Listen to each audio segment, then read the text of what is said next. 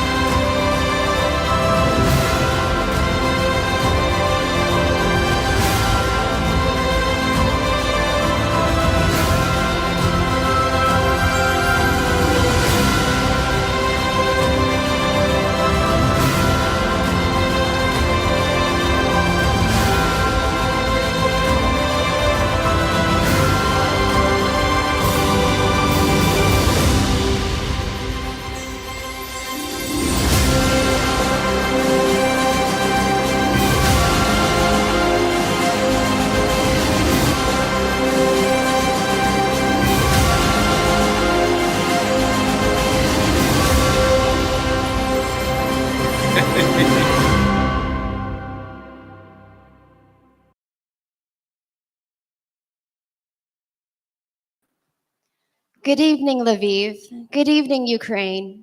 Good evening, Europe. Good evening, world. Good evening, Nomad Manians. I am Lucy Shu from California. I'm Palabo from Denmark. And I'm Harry Mitsidis from Greece. And we are your presenters tonight at the 3rd Nomad Mania Travel Awards. What makes tonight different is that we are here live in Lviv, Ukraine, in the presence of some amazing travelers who've come here from far and wide. We are here to celebrate the resilience of Ukraine and at the same time, the achievements of some amazing travelers. Tonight, we will be giving out 10 awards. 7 of those are voted by you, the Nomad Mania community. And I want to remind you that voting is ongoing and we have approximately 20 more minutes.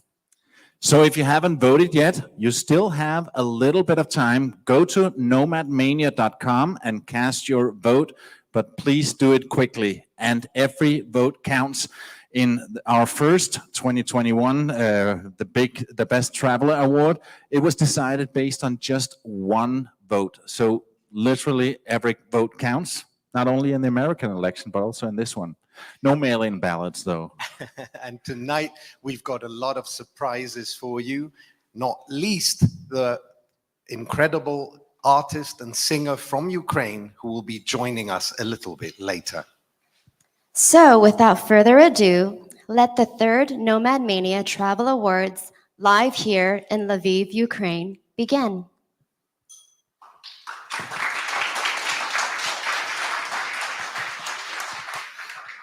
Vilnist, freedom. This is the word that every traveler cherishes most because all of us travelers, big or small, love to think that we are free. We will not compromise our freedom of movement.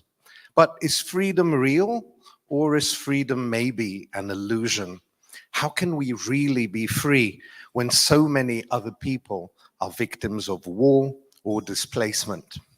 Within this illusionary freedom, maybe we are lost, but maybe not, because the world is beautiful, not only naturally, but also culturally.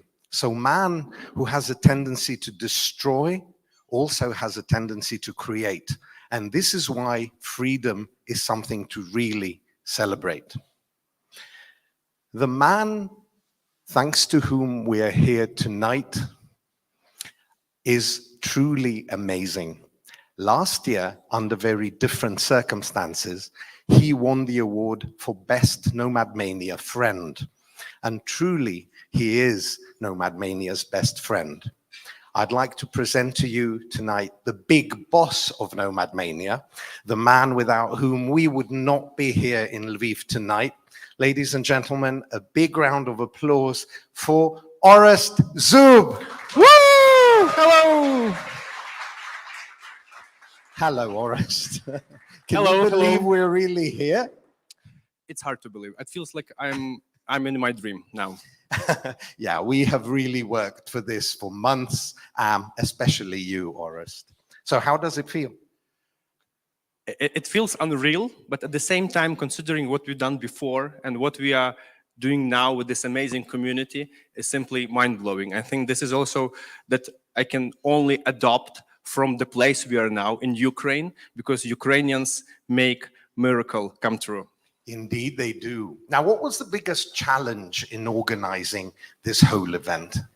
Just the fact of coming to Ukraine is already a big effort, I understand, for many people. You know, we as travelers, you could not use the airport to come here, for example. But from the organizational point of view, the scale is simply like we cannot underestimate this, because we have dozens of people involved into organizing all of this. We have the amazing crew who is doing a technical magic to combine so many moving parts. We have the people who made their way through the ocean to arrive here, right? So all these moving parts together, connecting them, making them happen under such uneasy circumstances that we are hosting all of this. This is probably the global scale of complexity, but with your support, with the spirit of Ukraine and Nomad Mania, nothing is impossible. I do think that the spirit of Ukraine will not let anybody down. And we were witnesses of that in the past week. We, or some of us, traveled to the east of Ukraine, places where travelers don't really go now. Should we watch the video of what we lived through in the last few days? Absolutely, let's see it. Let's go.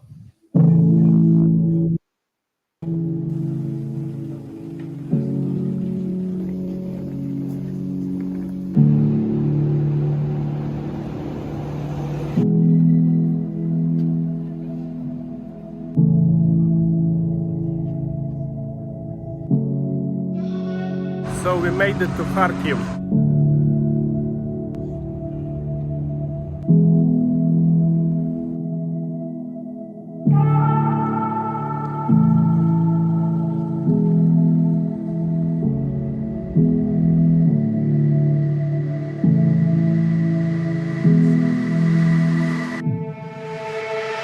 This was an incredible visit. First of all, it really shows that the spirit of Ukraine is unbreakable.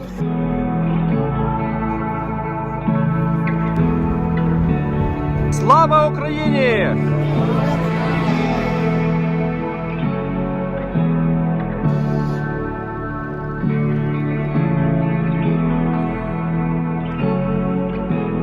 You are really the only first group of such kind of tourists.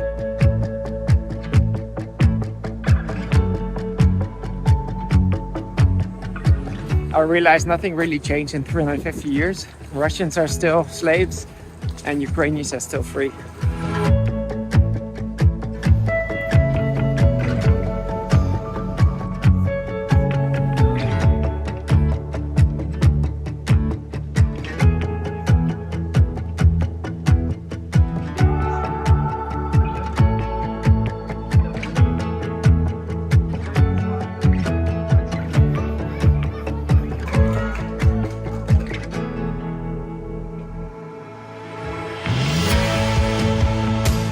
Welcome in Kyiv, capital of Ukraine.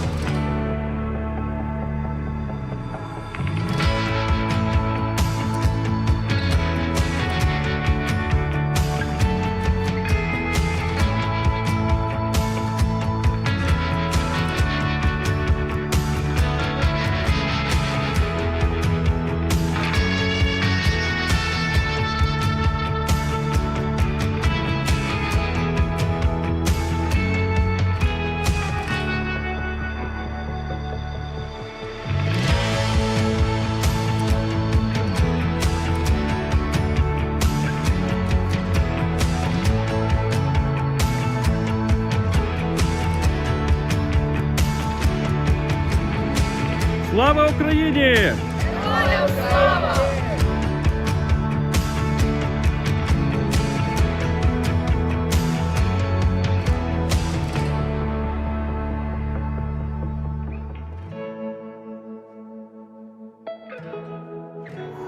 All right, we made it to Lviv.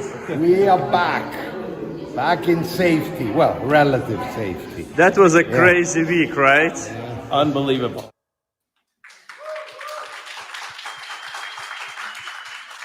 So that was a crazy week, yeah. What surprised you most, Orest? I think in the international travel community, it is assumed that Ukraine now is more dangerous than going to Afghanistan, Syria, Libya, and there are definitely reasons to think so. But also there is for many people around the world, there's an ethical question, like, is it possible to go to the country which is at war? How correct is that? And I believe because of the people we met in Izum, in Kharkiv, in Kiev, Borodyanka, Irpin, Bucha, and now the way how we are hosted here in Lviv, this is just another proof that everybody is really, really welcome here. So this was a big discovery, and this is also the message that we should transition to the entire world. Yeah, I think I speak for all of us when I say that we have kind of been adopted here. We all feel Ukrainians. I think many of us want to come back as soon as we can, probably because we feel the spirit of this country is really strong, and the people were really welcoming. I think the further east we went, the more welcoming they were, as strange as that may seem. Yeah, so friends are very important. And on that note, it's time to present the first award of the evening. So Orest, you were Nomad Mania's biggest friend last year. And this is an award that we choose internally because we really appreciate people who give back. Nomad Mania is all about trying to give rather than take. And the people we honor tonight have given back. Now, traditionally, we give 2 awards in this category. There's one for the individual and one for the organization. But tonight we decided to give 2 awards to individuals. So the award of Nomad Mania friend, I believe it's should be given to all of you guys over here, right? But a few people really stand out from year to year, and those are the people who visit our events, who join our live streams, who like every single post, who does share what we do. And I encourage you to share this live stream we are doing right now. Get the link from our YouTube, spread the message, because now is the right time to speak out to the world. However, this year we do 2 people. We do, and both of them joined our conference in Panama back in March in Bocas del Toro, and they were very enthusiastic about it. So without further ado, this year's biggest Nomad Mania friends are Odette Ricasa and Michael Staffas. Let's connect to them. Hello. Hello. Hello. Hello. Odette, how are you? It's great to see you. I'm very excited. I'm so thrilled. Every time I see travelers, I tell them, you must go to Nomad Mania and rush and join, because you will meet all travelers around the world. Could you please just mute turn off the sound so it doesn't double here? Okay, unmute. So Odette, what does this award mean to you personally? What's the question? What does this award mean to you? It means a lot to me, because I'm just overwhelmed, and I love Nomad Mania, and I feel so accomplished because you voted for me. And I'm, like I said, I've been to 307 countries with TCC, and I hope that you can hear me well. Yes, we can. Can we? Yeah! Cheers, Adet. You are a legend. You have visited every UN country. You are the first Filipina to do so, and we really celebrate that achievement. Thank you, Adet. And Michael. Yes. Thank you. Love you. I love you too, Adet. Michael, where do we find you tonight? I am in Stockholm. I'm sitting in my office. You have Stockholm City Hall in the background. That's not a fake, it's the real view. Okay, Michael. So what does this award mean to you? No, but I am just similar to what Odette said. It's really astonishing that I was selected. I like Nomad Mania a lot, and I've been spreading the word around as much as I could. And I am a big fan of what you guys are all doing, and I really like to participate in the events I can. Unfortunately, I had no chance to come to Lviv tonight, but I think that you guys are doing a good work of spreading the word of travel around the world. Thank you, Michael. All right, thank you both. Congratulations. And we will now move on to the second award of the night. And we call back our great presenter, none other than Lucy.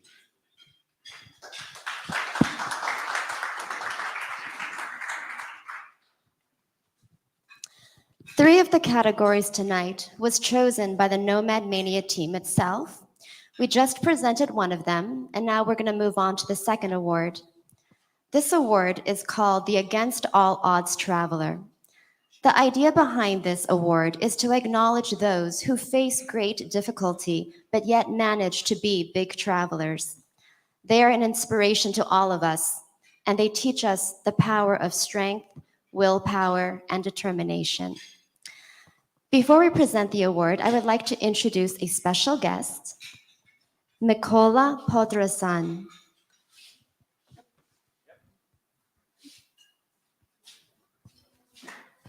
Yes, please give him a round of applause.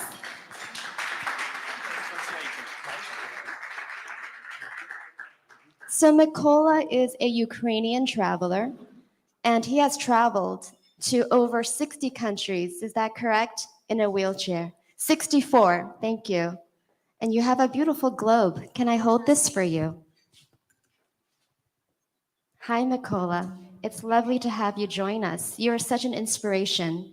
Now, you've traveled to 64 countries. Which countries did you travel to this year? In this moment, I live. Sorry, my English, please. I will support with In this moment, we live in Germany because in wheelchair, in war, is not normal situation.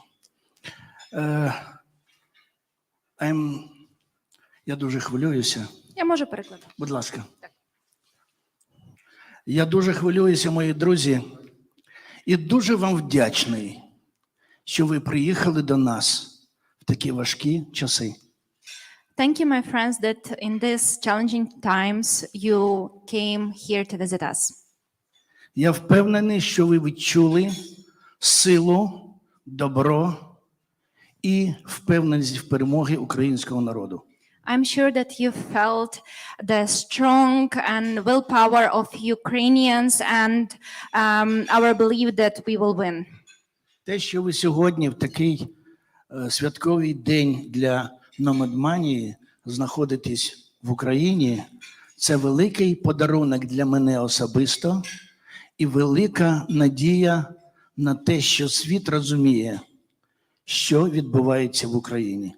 For me, it's a really big present that you are here in such a special day, and it's a big hope for me personally also that the world understands what's happening here in Ukraine. Я 32 роки після травми хребта живу на інвалідному візку. So I'm in a wheelchair for 32 years already after I had an injury of my spine. Сьогодні мені 70 років. Today is my 17th birthday. I have 17 Ні. So I'm 70 years old. І маю надію, що після перемоги в мене буде ще багато мандрівок. And I have a hope that after the victory I will have a lot more of traveling. Я не дарма взяв оцей символ мого життя. Тут відмітений є моїх мандрівок, в тому числі навколо світня. That's a symbol of my life I brought with me. That's a symbol. I put some signs of my traveling here. Бо цей глобус змінив життя великій кількості поранених, сильно поранених хлопців, дівчат, чоловіків і жінок в Україні. Because this globe changed the life of many injured men and women which lives in Ukraine. Коли молодий хлопець, в кого ампутована нога, думає, що життя в нього закінчилося, When the young guy without one leg thinks that his life is over, я достаю цей глобус і кажу, я це зробив без двох ніг. so I just show him this globe and tell him that I did it without two legs. І якщо ноги не працюють, нехай руки стануть крилами. So if your legs are not working, let your arms to be your wings. Ви сьогодні, наші друзі з усього світу, для мене особисто крила. All of you, my friends for all around the world, are my wings now.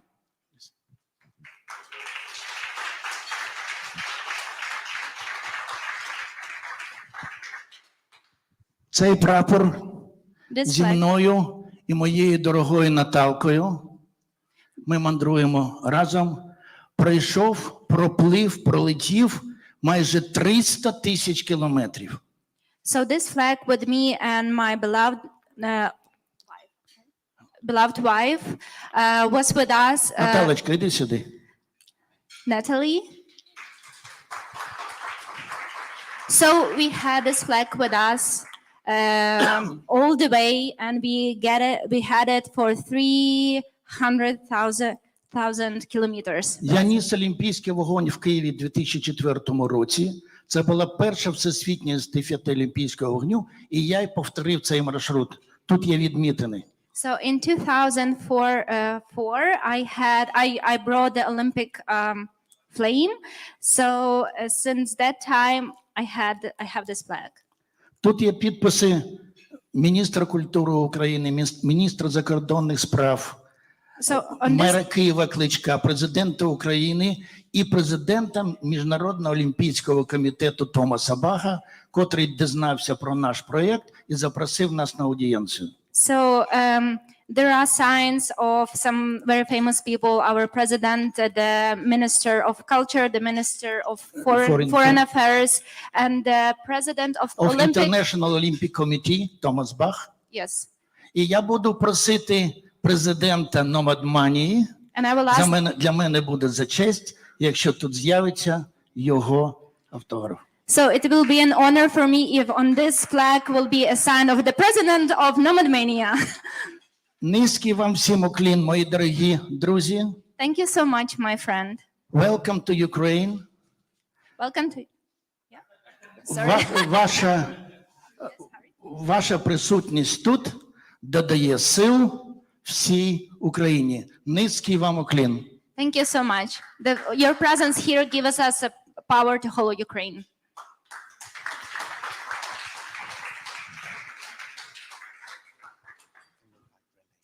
Thank you so much for being an inspiration to all of us. Another round of applause.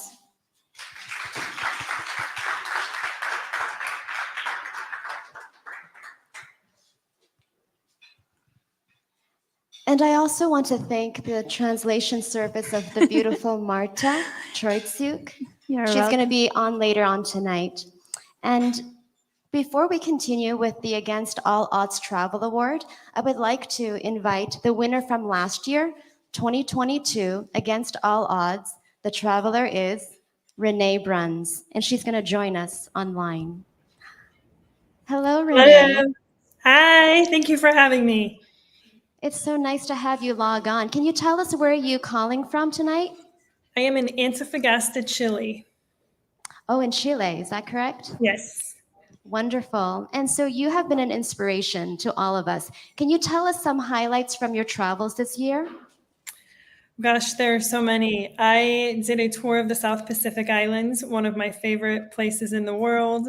I went to visit most of the stands, and I loved those as well. Wonderful. And I think traveling in a wheelchair cannot be easy, and it takes a lot of patience. Can you share with us, what is a country that you find is very accessible for those that may be traveling in a wheelchair?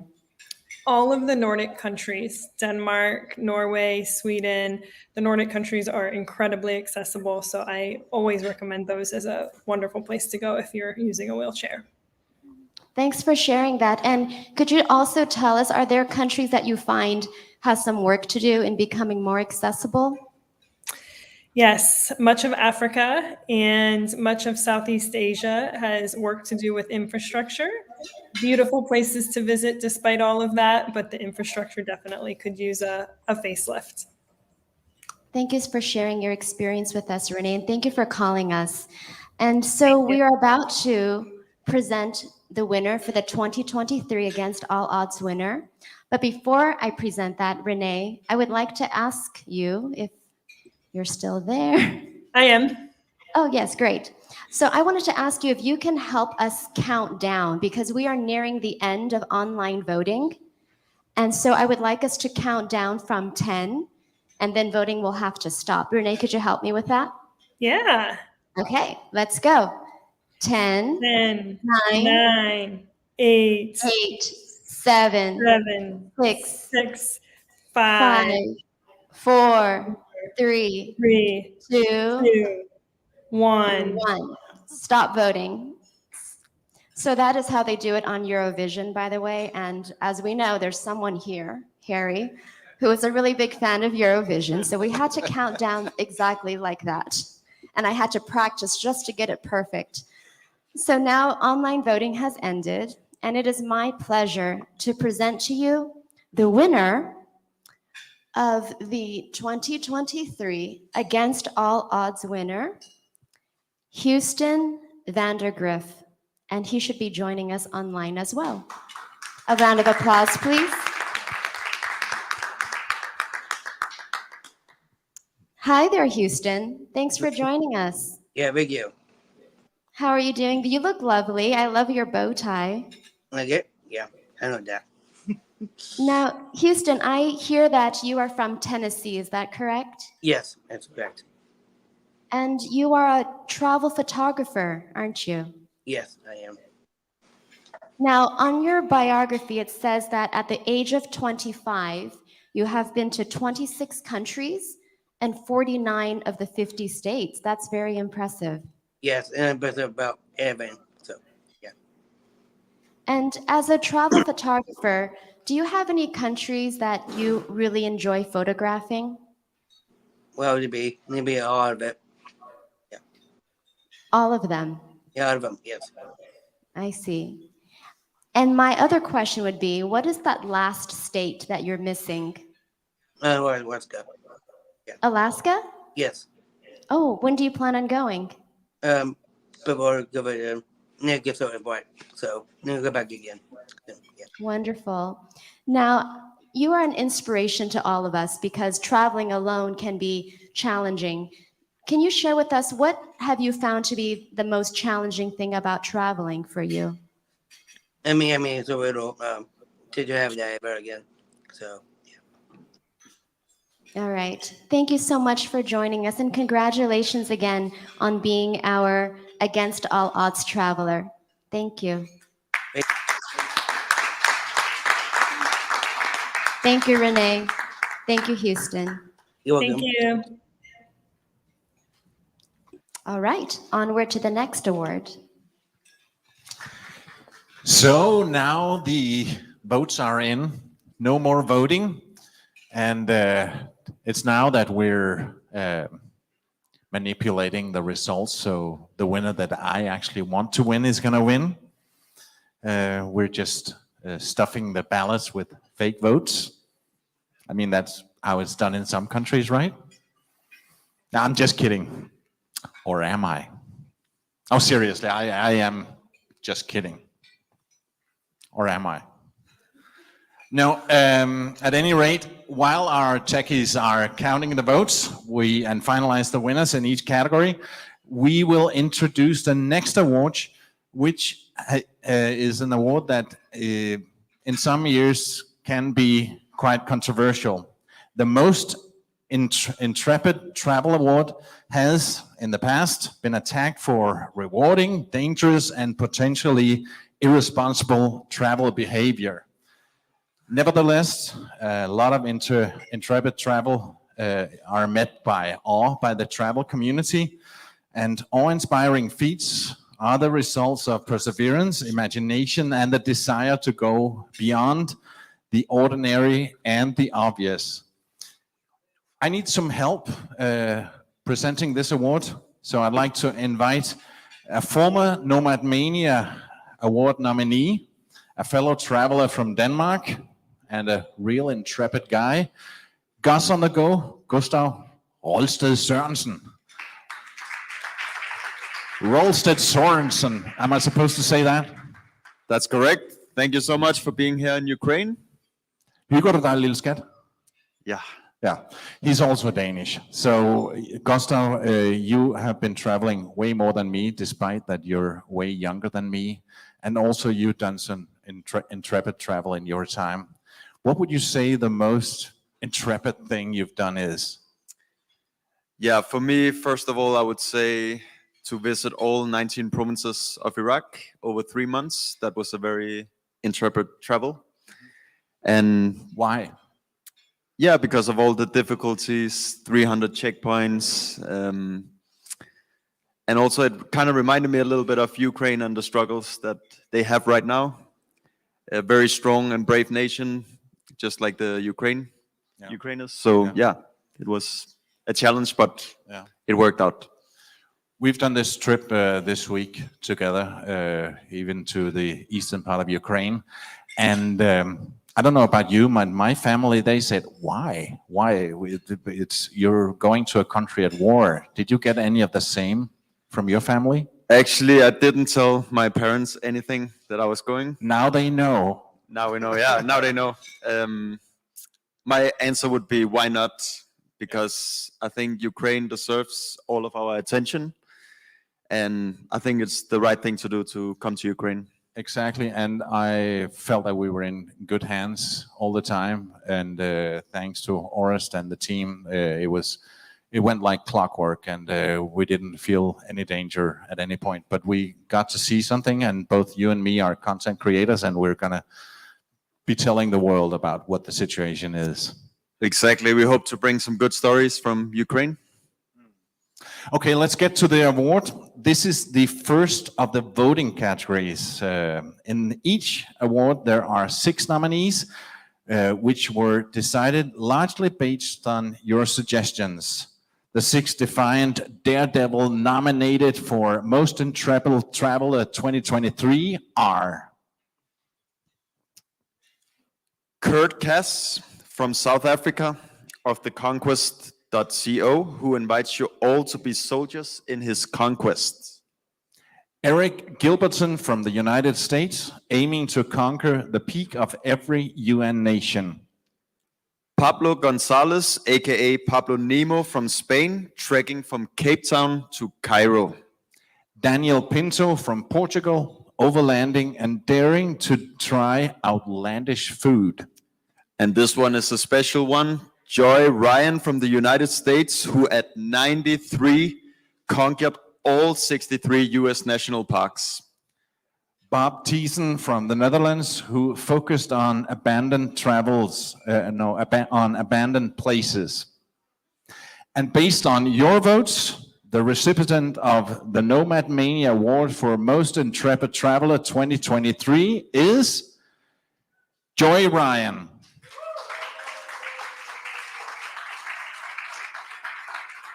And if we're lucky and everything works, accepting on her behalf is her grandson, Brad. If we are lucky, we have a connection to Brad, the grandson of the 93-year-old Joy Ryan. That's incredible, isn't it? 93. Where will you be when you're 93? I hope I'm still alive. We're waiting to see if we get a connection. He's Can I get not available, no. No, nothing. Yeah. Yes. Unreachable. In an unexpected place. So let's give a round of applause again for the winner of the Most Intrepid Traveler 2023, Joy Ryan.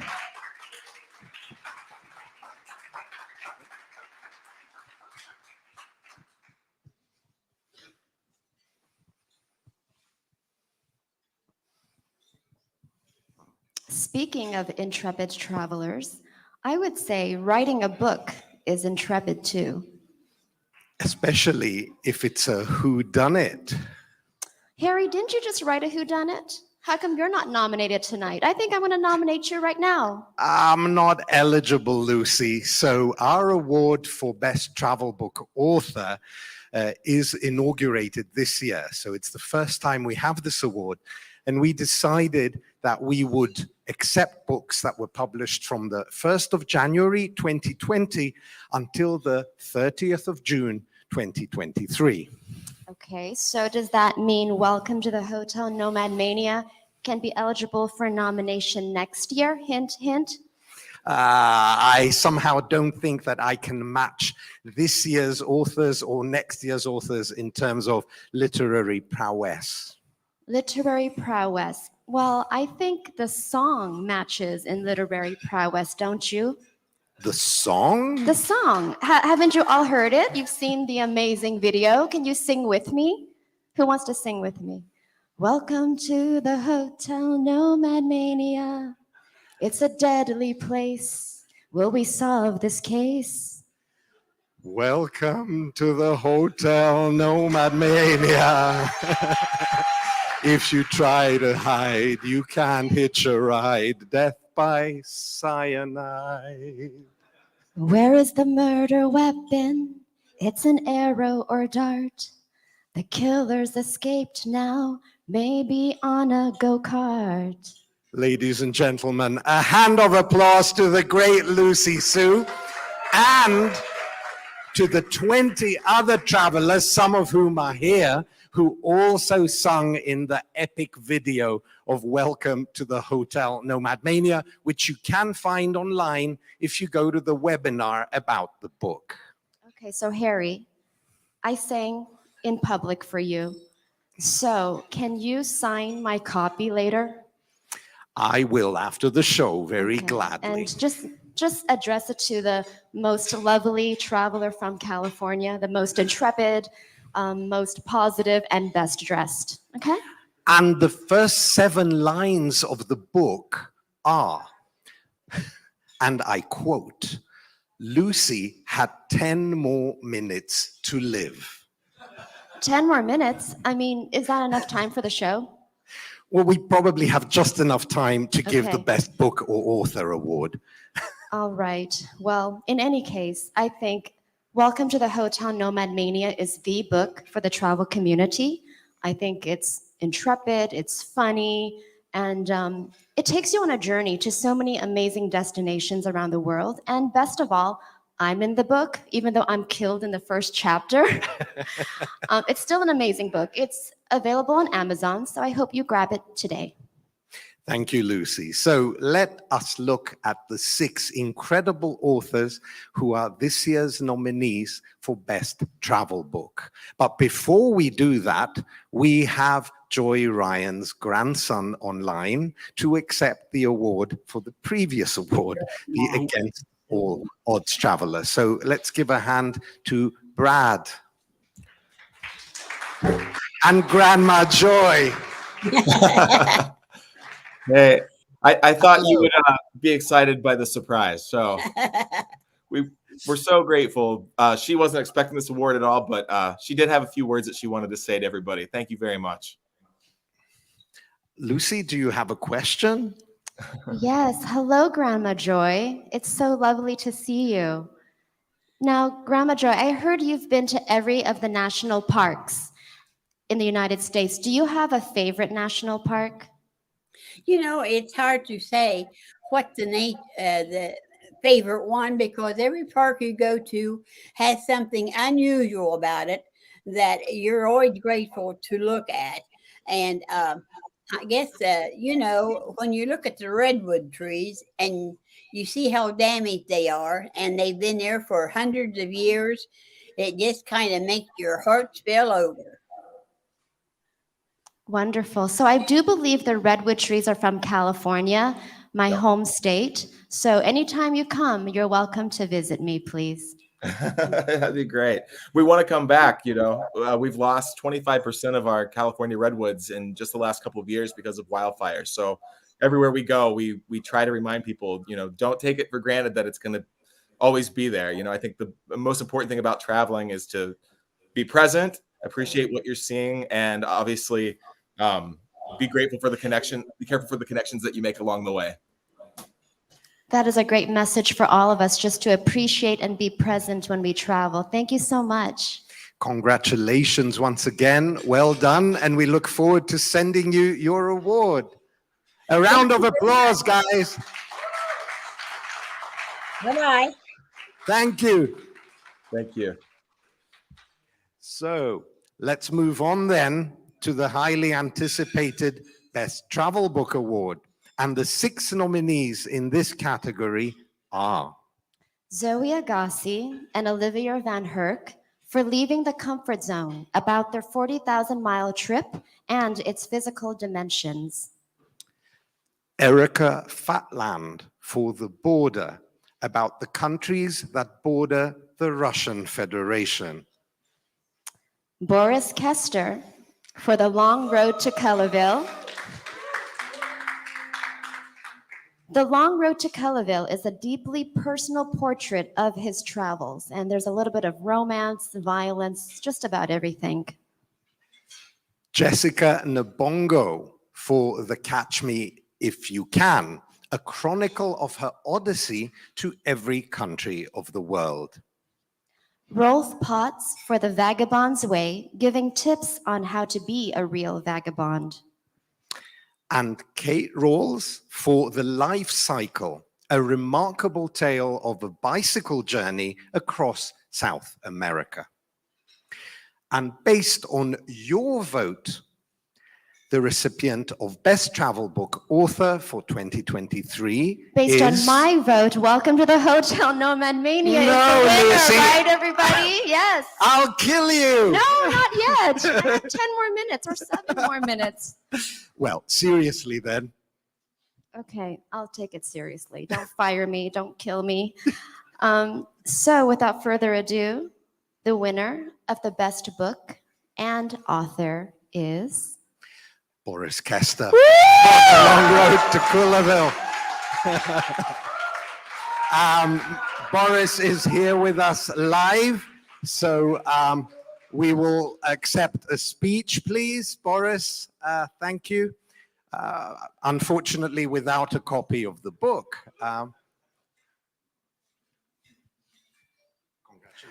Thank you. I just gave away my last copy to Palace, so I can't give you another copy.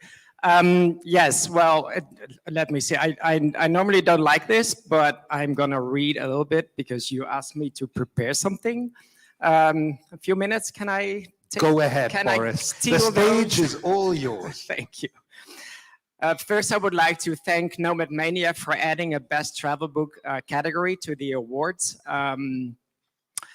I hope it's here to stay because I think books are great or can be a great inspiration for travelers. And of course, I also thank everyone who voted for me. Lucy, you read my book. Harry, you're more or less halfway. I hope you will find the time to read the other half. Maybe this prize will stimulate you to read more. Seeing the other nominees, I knew that I was up for some really stiff competition. All books are very different, and it only shows how varied travel books can be. And I look forward to. I must admit I didn't read any of the other books. I will do that just to get more inspiration. Writing The Long Road to Colorville was a very solitary process.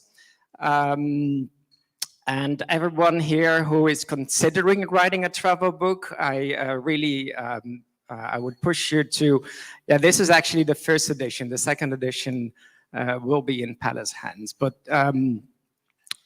do write your travel book. It's not easy. It's a great effort, as also Harry can say. But it's worth it, because once you're done, and if in case you have done a good job, the reward is that people will come to you and tell you that they're inspired, that they're touched, and that they are really wanting to travel more, and that's the greatest award you can get from your readers. Don't worry, it's not the Oscars. We don't have a limit. You can talk on. The other thing that readers told me is that whenever they finished reading my book, they were asking me, when is your next book coming out? Which I also took as a compliment. I am writing a next book, and some of you here will be in that book. And the good news is that none of you will be killed, unless some other books. And I can also reveal that one chapter in the book will be about Ukraine. Not only did I celebrate my 50th birthday in Ukraine when the East was already more or less half invaded and Crimea was annexed to Russia, but also this year I came back in May for a solitary trip through Ukraine, and I came back again this week because I wanted to see how Ukraine was doing. And I think it's important for the world to know the actual reality of life in Ukraine during these hard times. I can only wish, and this will be my last sentence, it's really, really touching, and I think all of us can agree with that, to see how Ukrainians are dealing with the situation right now. It is super hard. We have laughed this week, but I think most of us have always also cried, because we have seen really devastating scenes and heard devastating stories. I can only wish Ukrainians all the strength to keep going forward, to keep fighting for their freedom, and ultimately to get their victory, which they so much deserve. Boris, since we have you here, no, don't give that microphone away yet. Since we have you here, we're going to make the best of your presence and ask you some questions about book writing and about this book in particular. So this book comprises, if I'm not mistaken, 16 chapters, which take place in very different parts of the globe. What criteria did you use to decide on the particular countries you were going to include in this, given that you've been to every country and that presumably you have notable stories from many of the countries? So I know that some people who visited every country have written books about every country. Honestly, I don't believe that's possible, because it basically means that if you write 1 page per country, you already have an almost 193-page book. So I wanted to delve more into details and more in-depth stories. So I decided to select 16 countries around a theme which I chose for the book, which is one of the questions I regularly get, like, aren't you completely out of your mind to travel to Afghanistan, to Ukraine, to all these countries? So these are, let's say, overrepresented in this book. It's, I mean, Yemen is there, Somalia is there, Afghanistan is there. And it's, my goal was to show people who maybe don't travel as much as we do, that the reality in those countries is often very different from what we see in our media. Because when you really visit those places, when you visit Afghanistan, even in these times, you realize that yes, there's Taliban, but mostly people are living there, and they and it's actually we had the same thing in Ukraine this week. People continue their lives, and we don't realize that when we're sitting at home and seeing the brutal scenes of another bombardment. But because the bombardment is awful, but it only affects a certain very small area. But outside that small area, people are still going to work, still trying to make a living, still going to school, still trying to keep their hospitals going. And this is, I think, very underrepresented in the media. So this is something, well, one of the things I wanted to show with my book, that life goes on and people, and this is what I personally really admire in people. When also this week, when you see, like this morning, we visited this institution hospital, and you realize something that you don't see in the media. Thank you, Boris. And You're another, welcome. I'm gonna keep on asking. So I believe you wrote this book during the pandemic. To what extent was this book therapeutic for you during that difficult time?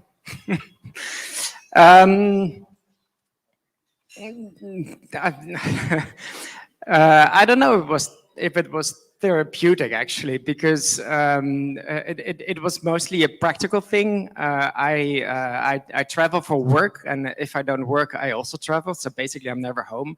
And COVID did give me the opportunity to focus on writing, because writing requires a lot of time and dedication. You cannot write a book every 10 minutes or half an hour here, half an hour there. You really need to sit down, and I'm sure you recognize that. You really need to focus if you want to do a good job. COVID allowed me to get that focus and to dedicate my time to it. So it was more a very practical way, because even when I continued traveling for work, we were often restricted. We couldn't leave our hotel room, so that was the perfect situation or setting to continue writing, even while traveling. And right now, I sincerely hope there will be no more pandemic, but sometimes I miss, because I'm traveling too much now, and writing my second book really is like looking for the opportunity and the time I have here and there to write, and right now it's a struggle to find that time. I think many of us are anticipating that book eagerly. One last question, Boris. So which chapter, if someone told you that they only have time to read one chapter, which one would you tell them to read and why? And don't dodge the question, answer it, please. I think I would go for the last chapter, because it's basically also a recap of the whole book. So it actually is in Afghanistan. Afghanistan was my first country to visit after visiting my last country, which was Ireland. And I decided to, because I had been in Afghanistan only as a child, so I felt like I was a little bit cheating. So I thought I need to go back to Afghanistan. And then when I was writing the book, it seemed like the perfect ending to the book. And in it, I look back, because obviously Afghanistan is one of those countries where most people would say, you are completely crazy. Why would you go to Afghanistan, risk your lives? Well, I think we all recognize these questions. So it appeals to people. And in it, I also look back on my question, like, is it really risky to do all those travels, and where did things really go wrong? And my conclusion is they mostly go wrong in places where you would never expect it to go wrong. Right. Thank you. Give another round of applause to Boris Kester. Can I give the microphone back to Lucy or not? You can give it to Palle or Per, who are going to continue with our fifth award of the evening. Read the last chapter. Should we do that with your book as well, Harry? So we find out who done it. I am getting help for this one by Per. And just a funny story, as many of you know, I'm from Denmark, and Per is such a Danish name. I've never met anyone outside of Denmark called Per. So we met the first time in London, at a Travel Massive event, I think. Per on my name tag. You had a name tag where it says Per, and you were standing on the stairwell, and I just came up and said, "Hi, Per." And then you spoke Danish to me, and then I found out that you're not all Danish. I'm half and half Danish, half American. Yeah, your mom's from Denmark? Mom's from Denmark, my father's American, yeah. Ja. Hygger du dig, lille skat? Det er simpelthen hyggeligt. Det er meget hyggeligt at være sammen med dig, lille skat. And as many of you know, Pierre has been to 193 countries and he speaks 193 languages. More or less. Give or take. Yeah, very impressive. So I have a Danish passport. Do you have both? Unfortunately, the Danes are very strict about passports. We so are. I only have an American passport. But American passport or Danish passport, we are both very lucky people. We are definitely lucky people, and we like to believe that we live in a world of equal opportunities. And sure enough, many countries, their constitutions, they embrace equality for all. But there's perhaps no item where inequality in the world is better shown than in their passport. In fact, all of us three presenters from Greece, from the US, from Denmark, we are all American passports, European Union passports. We are the lucky ones. Hopefully one day, inshallah, Ukraine will join the European Union and have a strong passport and make it easier and easier to travel around the world for Marta, Arest, and all our Ukrainian friends. Slava Ukraina. And even though we have these strong passports, we tend to complain every time it's just a little bit harder to get a visa. I was in Belize and I wanted to go to Cuba, which is possible on a Danish passport. But then I found out that I had to send my passport to Copenhagen. So I was like, why can't I just do it online? I tend to complain about that, but I do recognize that I feel lucky, and we're all very lucky we have strong passports. We're extraordinarily lucky. If you're from the US, you're from Europe, there's perhaps 25, 30 countries you really need to apply seriously for a visa application. If you come from countries like India, China, Pakistan, African countries, in many cases, there are at least 100 countries you need a visa application for. Traveling is a real privilege, and we are both very privileged. And these people, they overcome their passport difficulties and keep going regardlessly, fueled by their passion for travel. Yet stepping foot in a new country is much harder for them than it is for many of us. Nomad Mania has done its part to value diversity in many ways. And one of those ways to value diversity is the low passport index. It's a way to recognize the extra challenges that people have if they don't have that powerful American passport, that powerful EU passport, those from China, India, Pakistan, African countries. So therefore, this year we have a biggest LPI traveler, low passport index traveler of 2023, who all exclusively use their home country passport to travel around the world. You can't be an Indian who is an Indian American, has American passport, it says he's Indian. No, you've got to travel with your passport from a low passport index country, and huge respect to people like that, because we think it's a hassle getting visas for us, Europeans, Americans. Huge respect for those from low passport index countries. And we have an award, and the nominees are Johannes Ardiant from Indonesia. And from India, Anurag Dasgupta. Malia Farouche from Bangladesh. And from the beautiful country of Kenya, Mercy Line Masaya. From Thailand, Pete Roywongchu Ria. And from the beautiful country of the Philippines, Pia Dina Sotomayor. If we're lucky, we are happy to have somebody joining us. Some of these nominees, 1, 2, 3, if we're lucky, we're a little bit ahead of schedule. Oh, there they are. Pia Dina and Maria. Hello there. Welcome. Mabuhay ang Pilipinas. Maraming salamat. Thank you. He's so annoying. I don't know what he's talking about. Very nice for you to join. Where are you joining us from? Pia, are you now in the Philippines today? No, Where are I'm you right now? currently in Dubai. Dubai, You're in- UAE. Are you in Dubai or in Boracay? Yes. In Dubai, Dubai. UAE. Dubai. Oh, okay. Yes. And Maliha, where are you right now? Are you in Bangladesh? No, I'm joining from Berlin, Germany. Can you say that again? Could you repeat that? Where are you I'm right now? joining from Berlin in Germany. Can you hear me? Berlin. Oh, okay. This is globalization. So, what are some of the most difficult countries you've been able to travel to where you thought, okay, that's never going to be possible? Who was that for? Maybe you start with Malia. For Malia, it was a Bangladeshi passport. What has been your biggest challenge in order to get a visa from that country? Oh my God, there's so many. I don't know where to start, but perhaps the country that treated me the worst was Cape Verde, where I was put in immigration jail for several hours without access to food or water and for no reason, actually. I could tell you and chronicle all the horrible things that have happened and all the horrible places I've had to go, experiences I've had to go through. But I would say Cape Verde takes the cake because I have never feared for my life as much as I did there. So what happened? You arrived there thinking you had a visa on arrival and they throw you in jail, or how did it work? So I arrived there with a visa, with a landing permit, with flights in and out of the country, flights within the country, with all the hotels booked.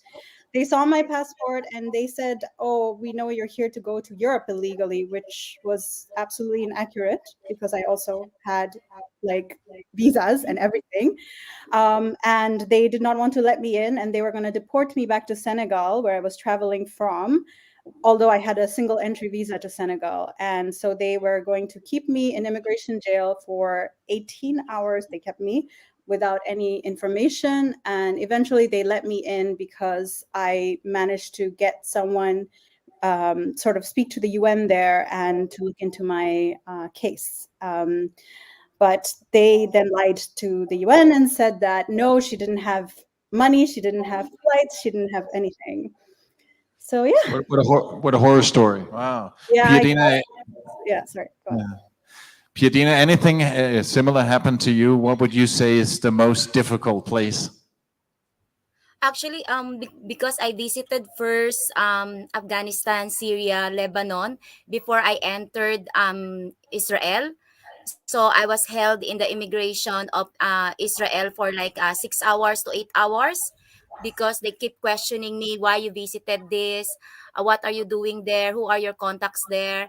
And so it's very and then I was telling them I'm on my 1 year travel, I'm traveling the world, I was a resident previously in UAE and blah, blah, but then they're not convinced. They are asking for my lots of documents, and I even given them my social media to check that I'm a traveler, and then they even asked for my bank statements because they want to see if I still have the money to travel their country.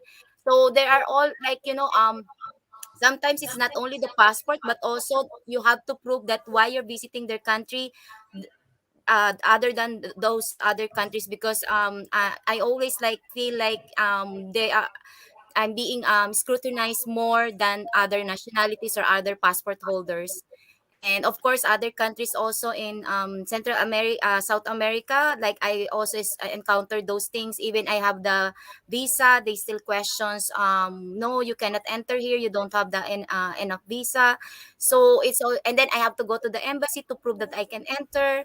So it's really a struggle when you have a low passport index, and of course when you are a female, that is a one thing also, and of course the the brown color, and I'm petty also, so it's all like they can just easily put me inside their pockets and like that.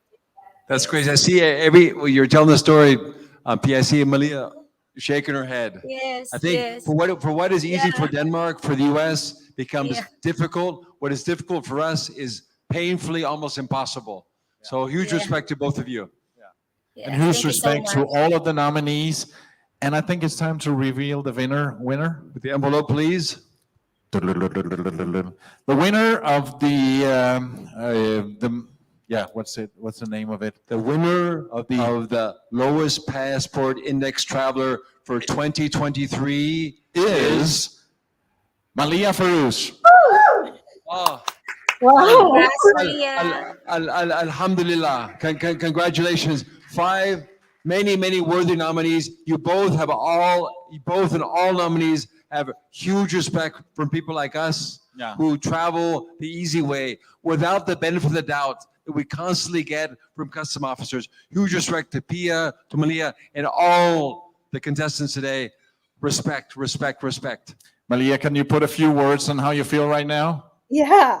Oh my God. Thank you so much. I was so surprised when I got the email. So thank you, Nomad Mania, for nominating me.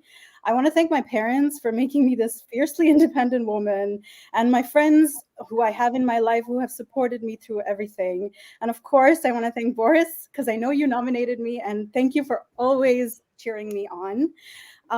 You know, the first time I was on a flight, I was only 4 years old, and I was on a long-haul flight from Dhaka to London. And most kids, when they're that young, they're just really like disturbing the flight, they're crying and so on, but not me. I remember how exciting it was to fly and to feel like I was a bird, the kind of freedom I felt. So I dedicate this to that 4-year-old girl and to all the little girls who dream in colors when the world just wants to see us in black and white. But perhaps, and most importantly, I want to dedicate this to the children of the low passport index countries, because the children whose lives and dreams are being destroyed, whether it's in Gaza, in Palestine, in Sudan, Iran, Yemen, and beyond, the ones who are stuck at war and violence simply because the world wants to punish them for something they never chose, where and to whom they were born. My whole life, I've regretted having a Bangladeshi passport. Yet today, I am so grateful that I have a homeland and a sense of belonging, a country to call my own. This is not a right that's a given, and definitely not one afforded to the millions of Palestinians and others across the world. All of us who are present here are extremely privileged. So we must use our collective privilege to rally for a better world.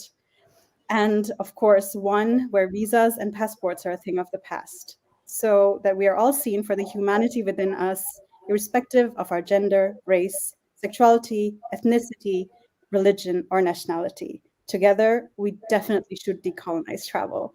Thank you so much. Thank you. Huge inspiration. Malia, Pia, all our nominees, huge inspiration. Thank you very much. Dhanyavad. Thank you. Allah Hafiz. Pakat.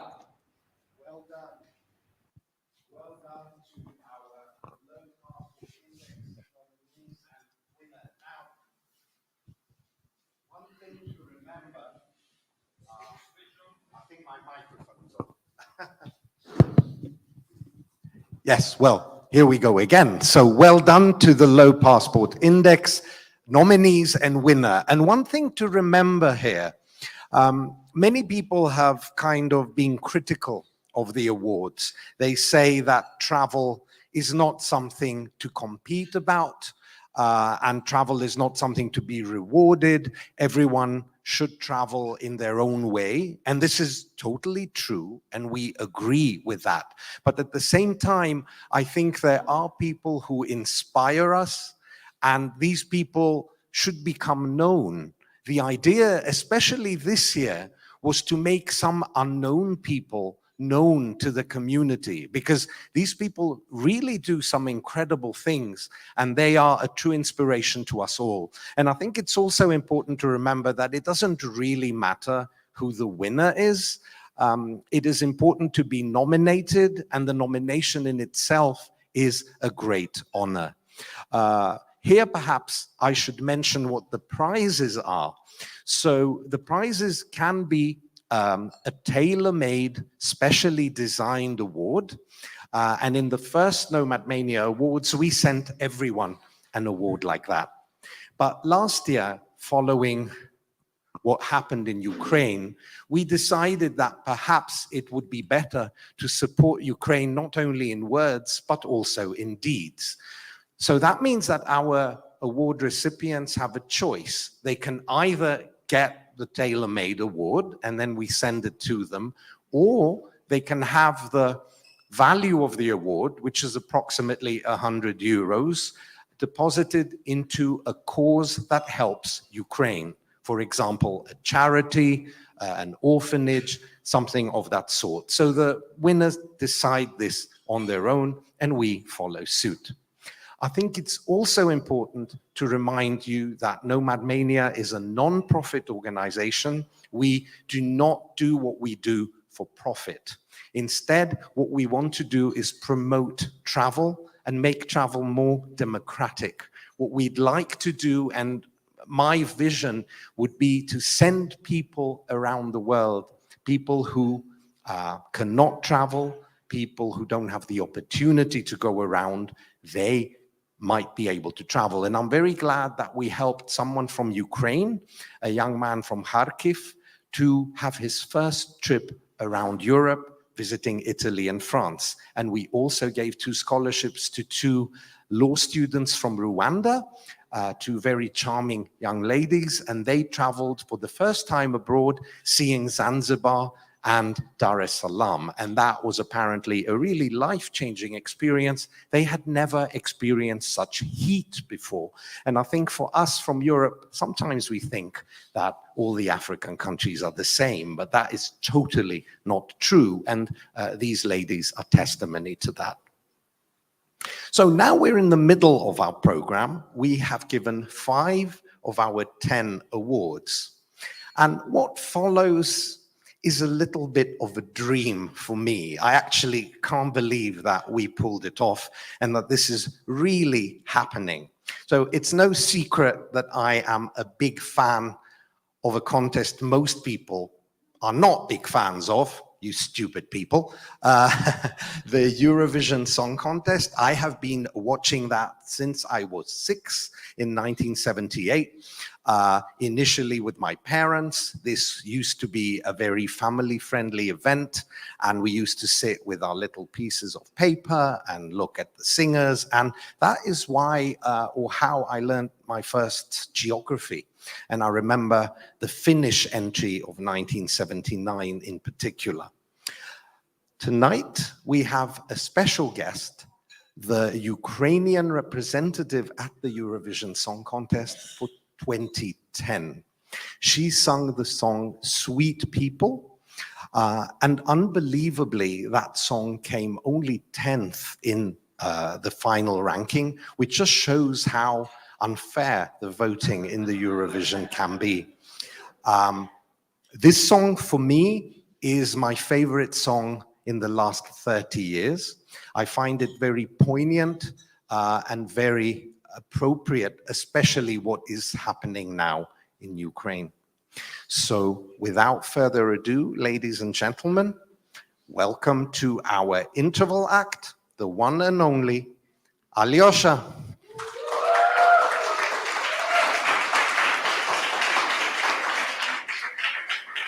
Hello. Hello, everybody. How you feeling? You're good?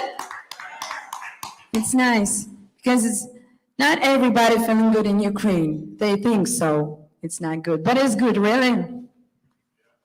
Right? So I appreciate about words about me. And I just want to sing for you Ukrainian songs, the first. And after this, of course, will be Sweet People, because this song is very important for me, for my heart, for my soul, because it's about us, about humanity, and about feelings, human feelings, and human things in us, in our world. But in Ukrainian, just my a little popular songs. So let's go.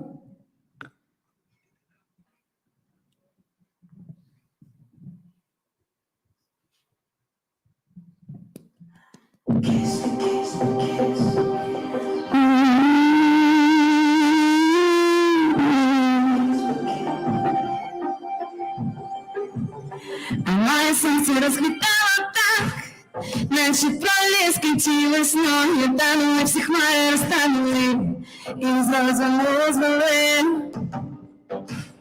А на подушку сльози зливами, все від того, що неприступно ти була, і ти страждаєш тепер, аж не так усе. Гордості моя любов, що тобі ще, окрім його обійм, ти ж йому сама дозволила. Гордості моя любов, Ти запробач і заспокой мене, бо в його руках ти знову жива. Моя душа летіла в небеса, ти чому ж знову так самотно на душі для кого всі ці вірші? Якщо ти мовчиш, все що завгодно за його любов, все віддам, не шкода весь світ, а за вікном летять за мною пластівці. Мрії всі мої, горда ти моя любов, що тобі ще, окрім його обійм, тужимо сама дозволила. Горда ти моя любов, ти все пробач і заспокой мене, бо в нього руках ти знову жива. Just kiss me, kiss me, kiss me, and love me, love me, love me. Don't leave me, leave me, leave me, baby. Just kiss me, kiss me, kiss me, and love me, love me, love me.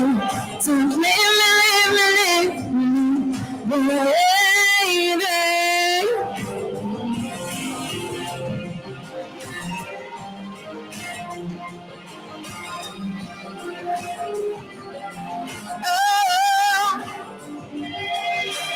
Горда ти моя любов, що тобі ще, окрім його обійм, тужимо сама дозволила.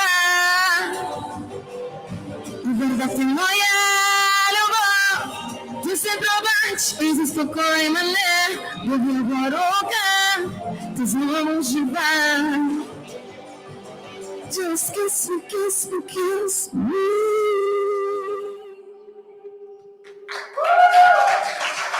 Thank you so much. Thank you guys. The next song about big love, like for all your life. And I wish this love in your life. And I wish for your life. Nobody.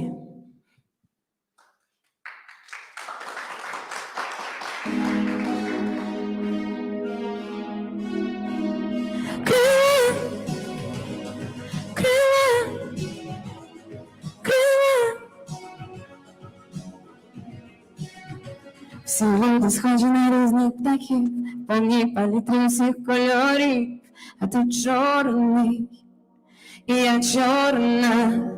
Хтось покидає землі рідні, перечекати морози зими, а ти тут, і я тут. Добре, що ти такий самий, як я, ти моя пара, а я твоя ворона, така чорна.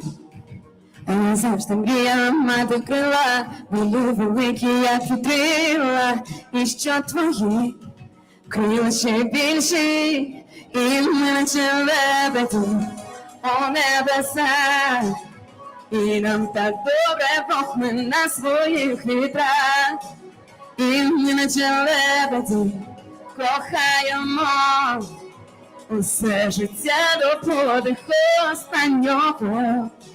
І ми наче лебеді у небесах, і нам так добре Бог ми на своїх вітрах, і ми наче лебеді кохаємо усе життя до подиху останнього.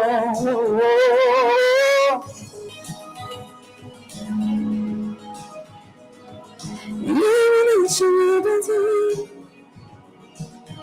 Твої темні очі красиві, як ніч, я так люблю поринути в них.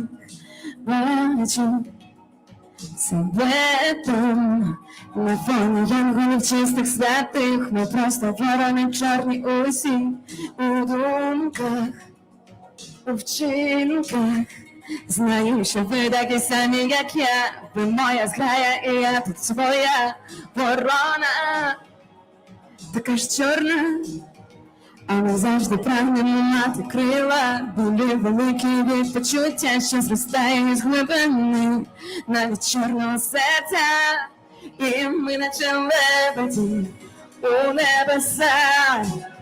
І нам так добре Бог ми на своїх вітрах. І ми наче лебеді кохаємо усе життя до подиху останнього. І ми наче лебеді у небесах. І нам так добре Бог ми на своїх вітрах. І ми наче лебеді кохаємо усе життя до подиху останнього.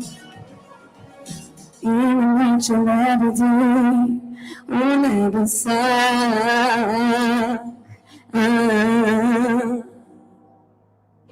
І ми наче лебеді кохаємо.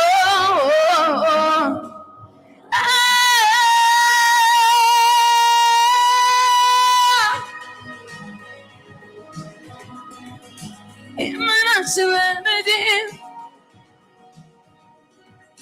І ми наче лебеді. І ми наче лебеді. І ми наче лебеді. І ми наче лебеді. І ми наче лебеді. І ми лебеді.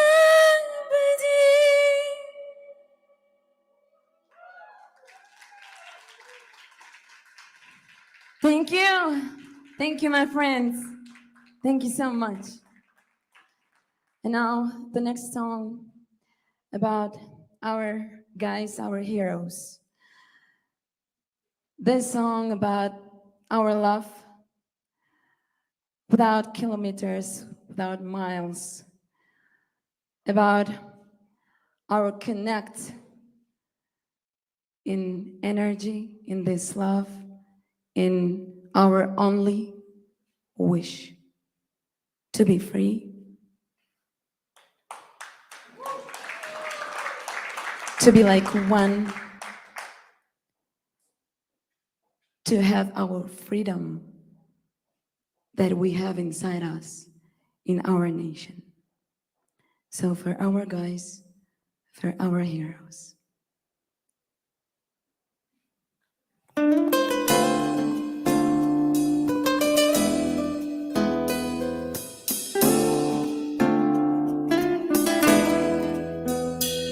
Я вітрами до тебе позганяю всі хмари на небі, щоби змили печаль і погляд, який не бачить, як пустеля не бачить моря, так щасливий, не знаю горя. Ми зустрінемось в думках світлих днів. Ти мені сам розкажеш, як живеться тобі так самотньо. Очі крикнуть прощай, я вистаплю холодний чай. Як буря не знає тиші, я себе без тебе не знаю. Чекаю на тебе, чекаю, приходь.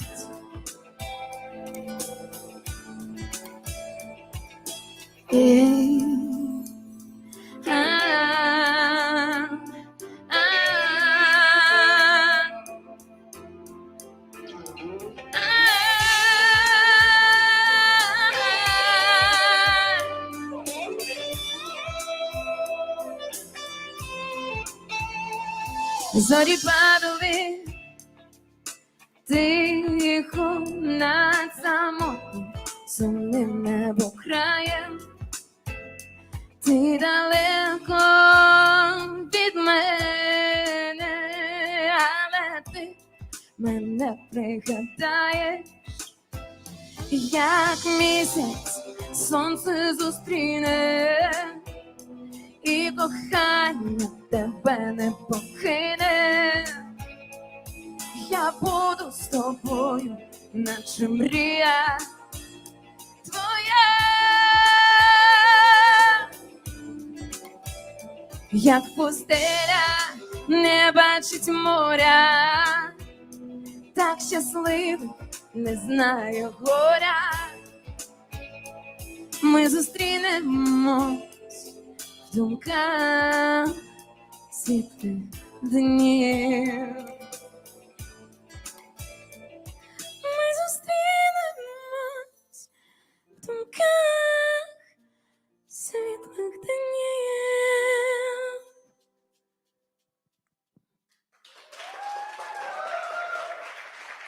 Дякую, друзі. Thank you. And now about place in a planet. Maybe you know and heard somehow or somewhere about Shambhala. Do you know what it is? You never heard about that? Shambhala. This is the town, like, як сказати, рай? Heaven. Yeah. And every soul wish to go that town. Every soul which can to love and understand all that love in space.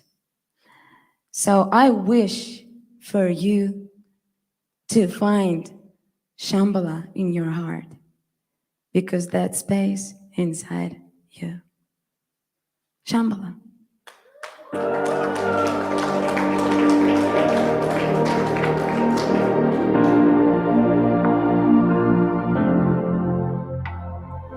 Чи пам'ятаєш швидкість і вітер, як заливало дорогу світлом? Чи пам'ятаєш, не було свідків у найщасливіших свідомих в світі? Я пам'ятаю образ кохання, такий доречний і Боже, як вчасно. Думки летіли, як парасольки з кульбабки. Нове життя, нові порядки. Боже, як вчасно.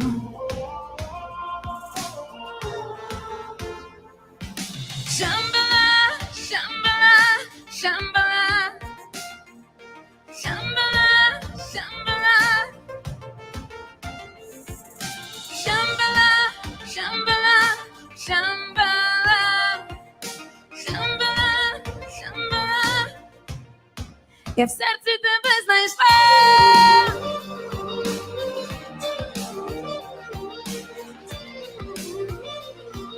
Shambhala.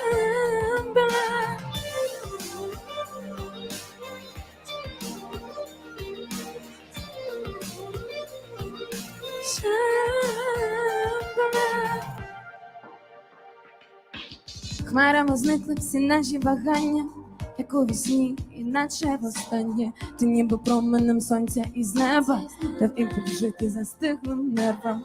А почуття не зафіксуєш в кадрі, чи міркували ми чого заради. Десь недоволеним були, не стали, ми просто щастя знайшли, пошукали. О, Shambhala, Shambhala. Shambhala, Shambhala, Shambhala. Shambhala, Shambhala. Я в серці тебе знайшла.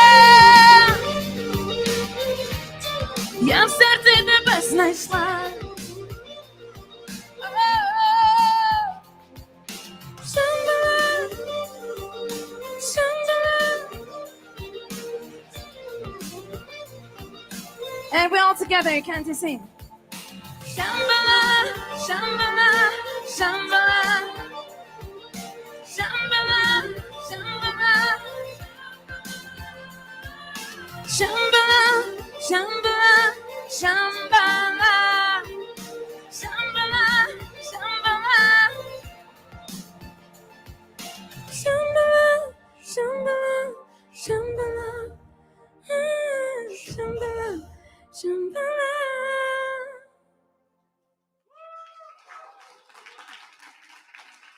Thank you so much.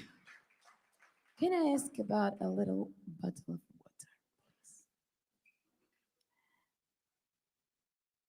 water? And next one, you will understand because in English, about women's, about Amazons, about Ukraine, of course, because Ukraine is like Amazon,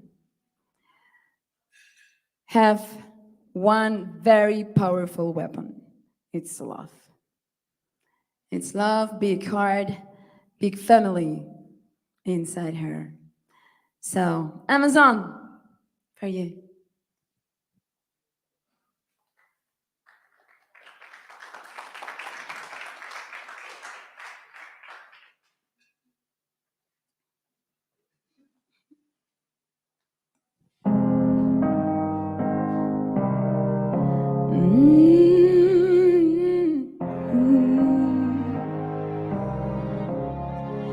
I'm like an Amazon, can't let you come into my zone. Stand for my freedom with no weapon. Surprising, I'm like an Amazon. I used to make decisions on my own, and my armor always shines so bright.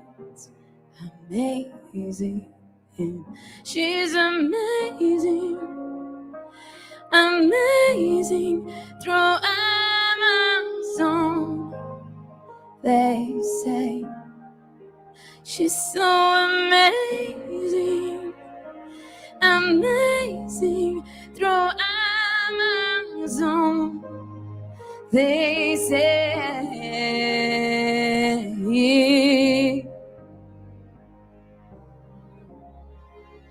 I'm like an Amazon. It seems I'm always brave like a warrior. It's so hard to get the impression, but life might be amazing. But I'm not an Amazon. I don't wanna fight, I wanna love. But I used to think that love is war.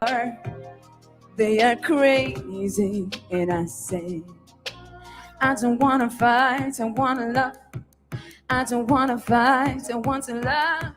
I don't wanna fight, I want to love. I wanna love.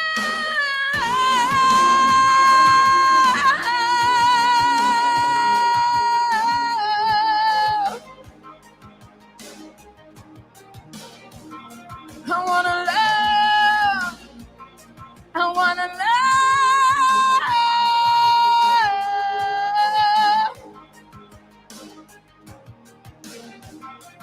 Amazing, amazing through Amazon. They say she's so amazing, amazing through Amazon. They say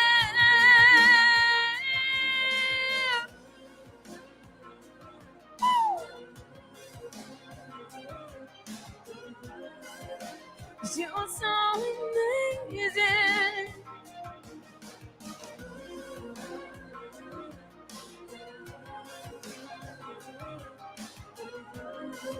You are so amazing, amazing, amazing through Amazon. They say she's so amazing, oh amazing, and through Amazon. They say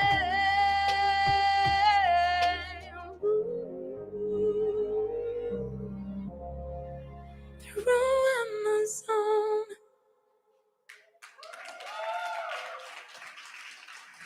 Thank you so much. Thank you, guys. And this last song for today is Sweet People, but I want to prepare you. That's why I can to cry. And if you know the words, you will sing with me. Okay? Can you come in?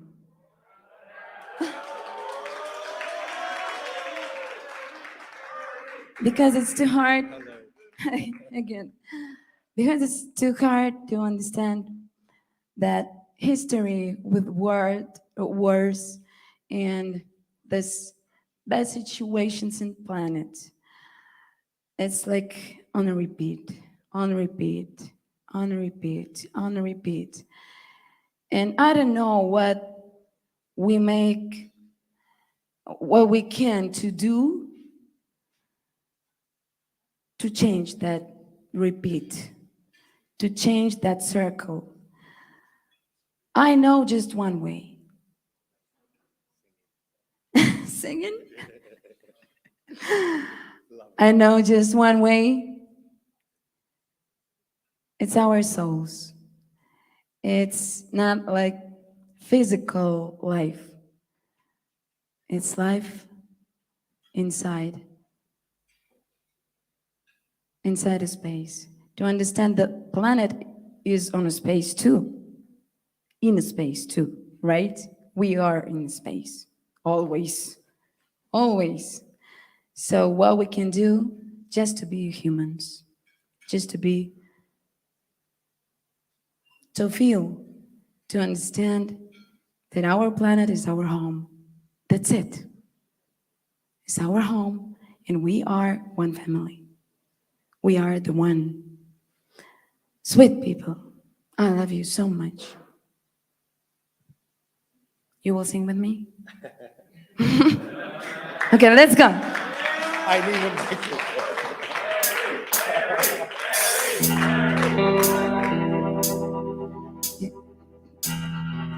Be with me here.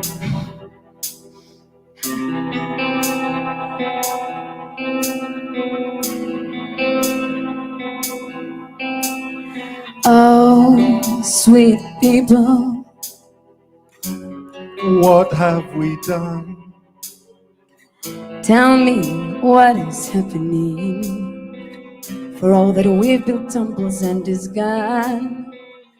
Oh, sweet people, Have you no love for mankind? must we stop the killing just to pass the time? The message is so true. The end Really near. all these feelings take me down. It steals the things so dear. Yes, the message is so true. The earth to stone because This is our home. yeah, this is our home.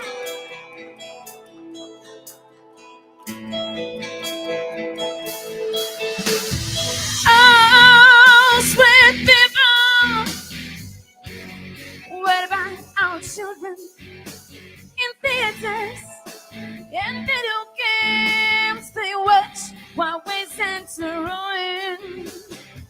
Oh, sweet people, what senseless game have we all been playing? No one but you to blame. Yes, the message is so true. The end is really near.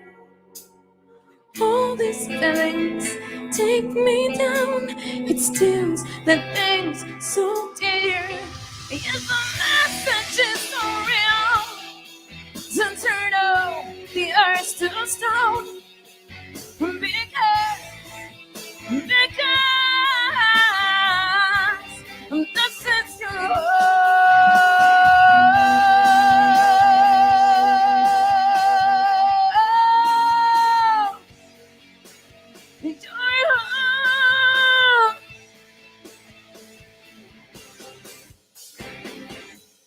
This is our home.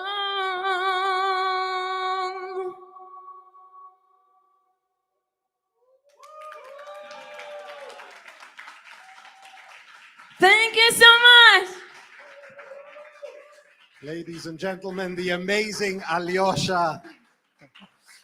Thank you, Thank Alyosha. you. Thank you so much. Well, tell me, Alyosha, you wrote this song many years ago and you Yes. sang it in 2010. What did the song mean for you then? And what does it mean for you now? That sense not changing. For my як це, до мого жалю, for my sorrow, it's not changing.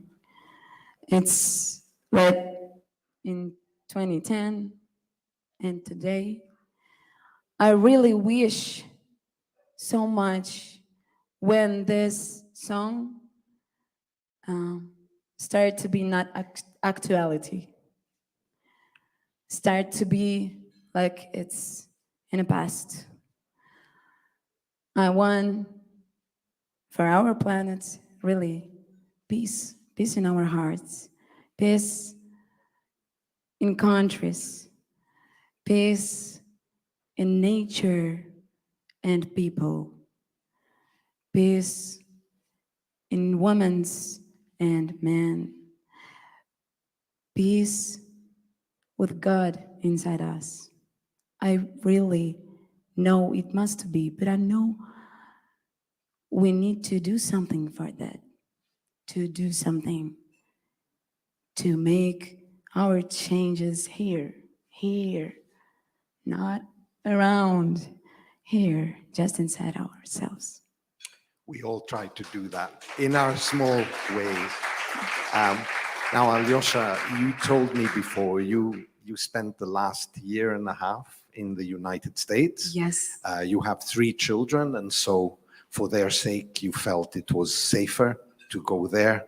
But you've come back to Ukraine the past couple of months. Why did you come back, and how do you feel about that? Oh, because it doesn't matter where you, I mean, if in your country it is war now, and you're going to find a safety place for your kids, of course, we all doing it, all women with kids, but that time in a safety place, in a peace around us, in mentality, in psychology, it's not okay, because your heart is here, because your soul is here, because you can't live without your home. For me, that time, it was very hard time, very hard time. To be here, for me, much more better.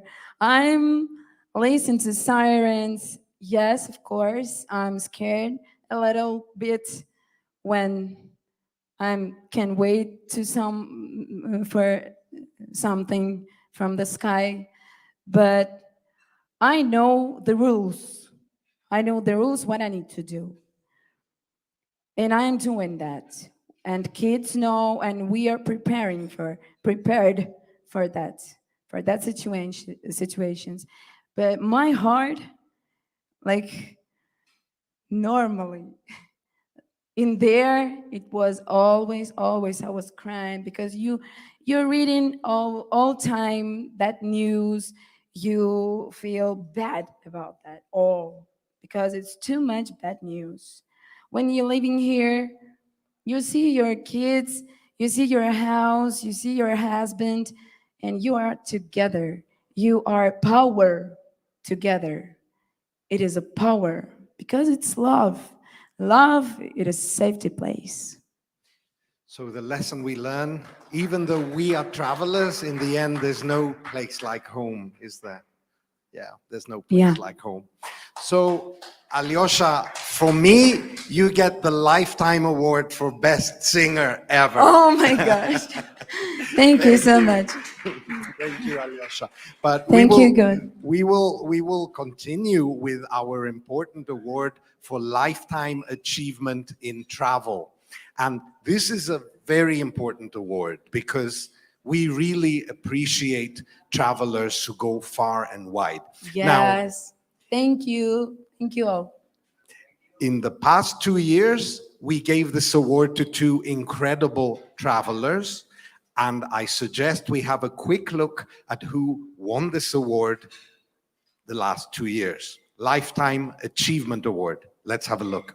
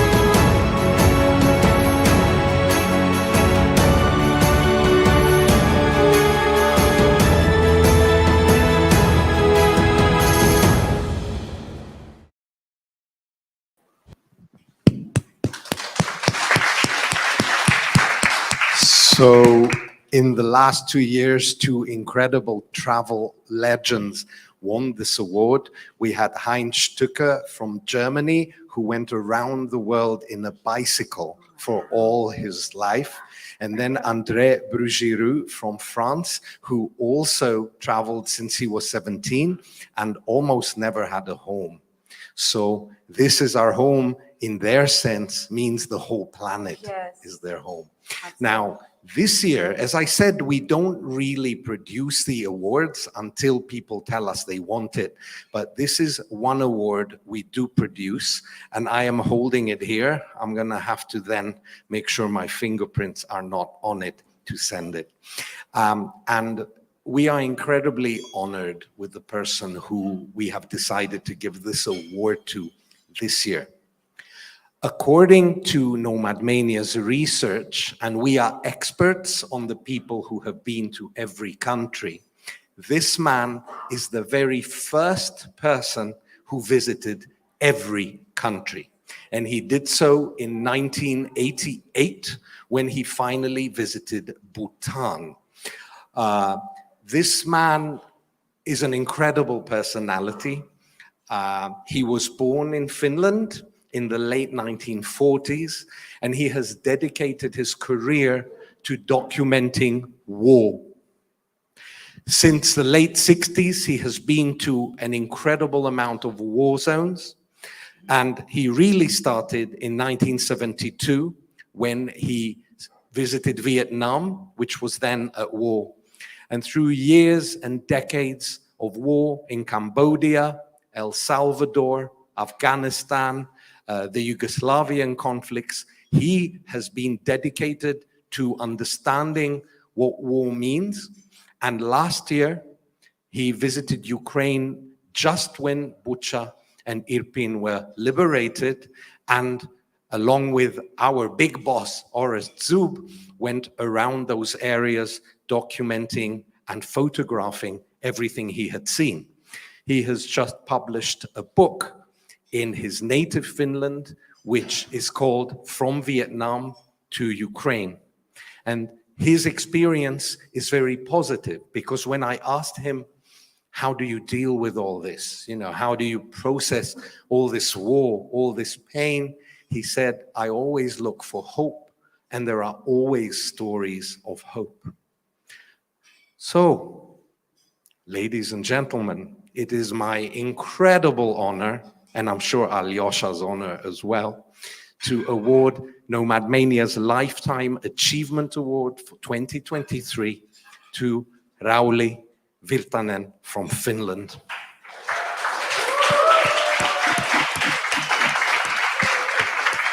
Hello, Rauli. Hello, Harry.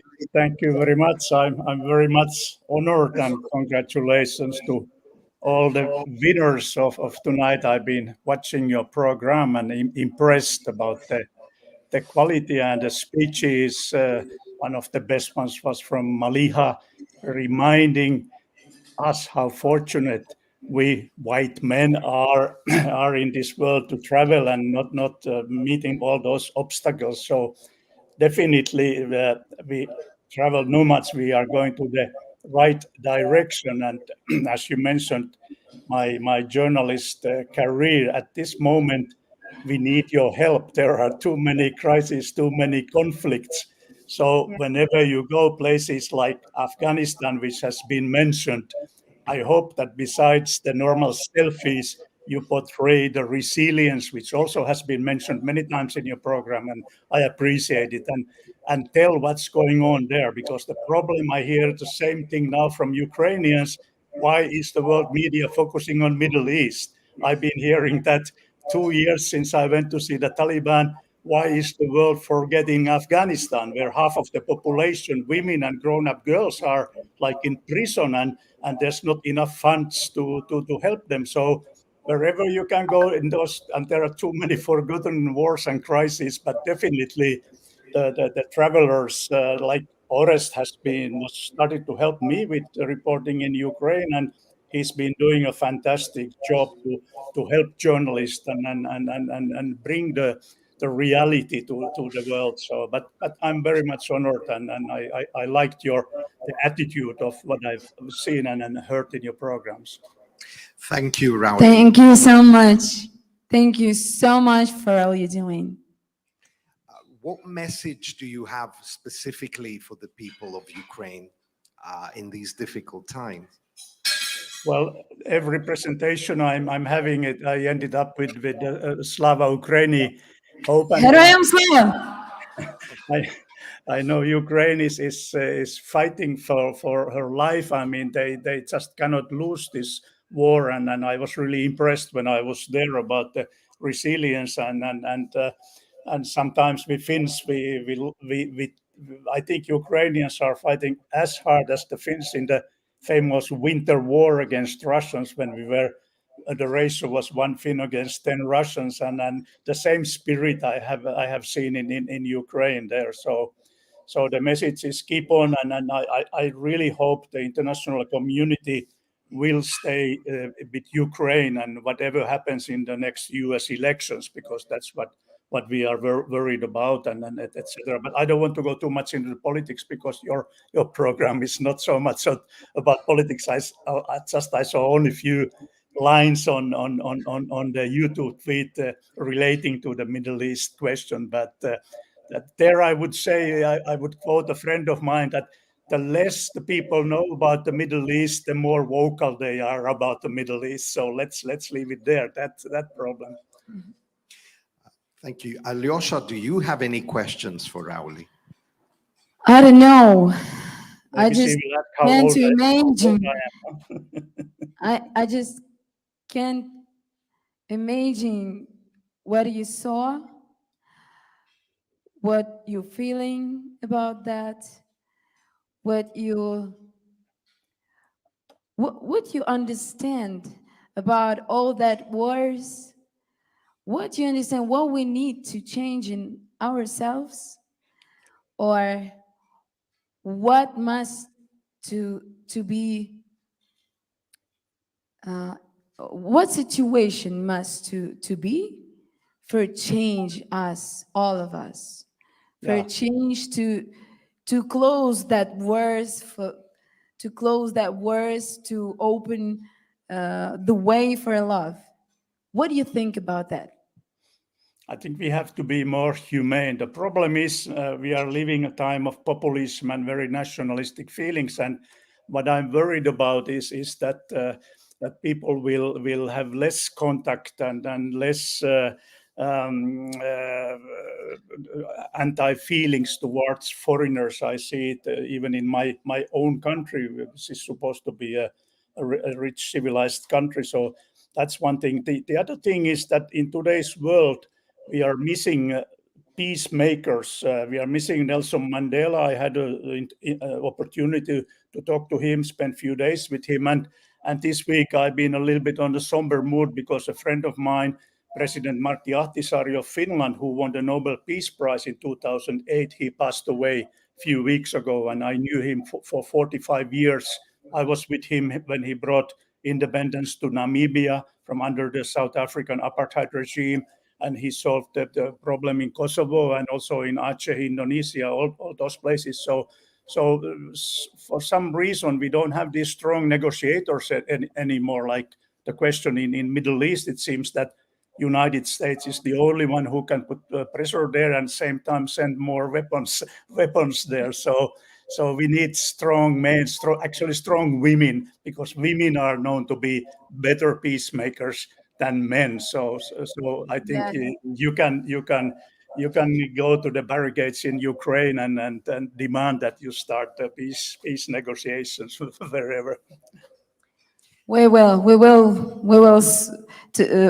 be strong, but it's important to be strong in our just one wish for all of us. I very hope about that we have just one wish, the same in all of us. Yes. To live in peace. Mm-hmm. Yeah. Yeah. And Rauli, you are about to go on a long trip again. So tell us a little bit about where you're going. Yeah, I just had to delay it a little bit because there will be a state funeral for President Ahtisaari. So I will stay until November 10th, and then after that I'm going to Laos and Cambodia, Vietnam, giving some lectures to a travel group there regarding the history of Cambodia and Vietnam from the Indochina Wars, and then I'll spend a few weeks in Thailand. They opening a photo exhibition, or maybe 2 photo exhibitions in Thailand. So that will be my program for the next few months now when I'm done with the book promotion things here. And since you don't have the copy, I'll show you that my book is not only about the wars and victims, but here you can probably see a spread of photos. I have taken almost 400 photos. Here are the photos from marketplaces, different places. So this book, I promised Harry that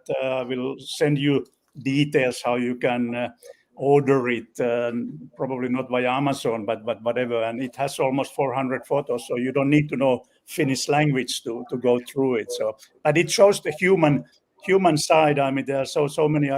Normally I like to go with ordinary people and in a way giving voice to the poor and who are suffering, especially in developing world at the moment. We have to remember the effects of the pandemic and then the Ukrainian war and Russia using food as a weapon and inflation, and all this is really affecting the lives of hundreds of millions of people. So that we also have, if you can convey that from your travels about the hardship, the people, the friendly people who have nothing to do with world politics, what they are facing. So that would make the international community to be more empathetic, and those of us who are from rich countries, we can help them more. Thank you, Rauli. Thank you so much. We wish you lots of good fortune with your book, which I am sure is very interesting. Thank you very much, Alyosha, as well. Thank you for joining us. Thank you, Rauli. And we will continue with the next award, and that is one of my favorites, because this is not about travelers, but it's about the people who have the travelers' backs. And this is the Most Trusted Fixer Award. So we get nominees from very exotic countries because fixers are the people who help us travel. And this year, the vote in this category was extremely close. So to present this award, I give to Pale. Here we are. Thank you so much, Harry. Yes, Harry haven't even told me who the winner is. So that's just a note to you, Harry, that before I present it, you have to give me a note. But before we get to that award, I'd like to honor the place we're in here in Lviv. And I'd like to invite the director of Lviv Municipal Travel Center to the stage, Vitaly Kulik.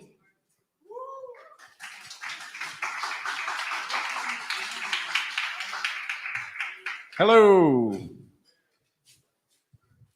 Thank you so much. Hi, everyone. First of all, Vitaly, thank you so much for having us and being so gracious host here in Lviv. You're welcome. Before I met Surip Orst a couple of years ago, I did not know there was anything called Lviv.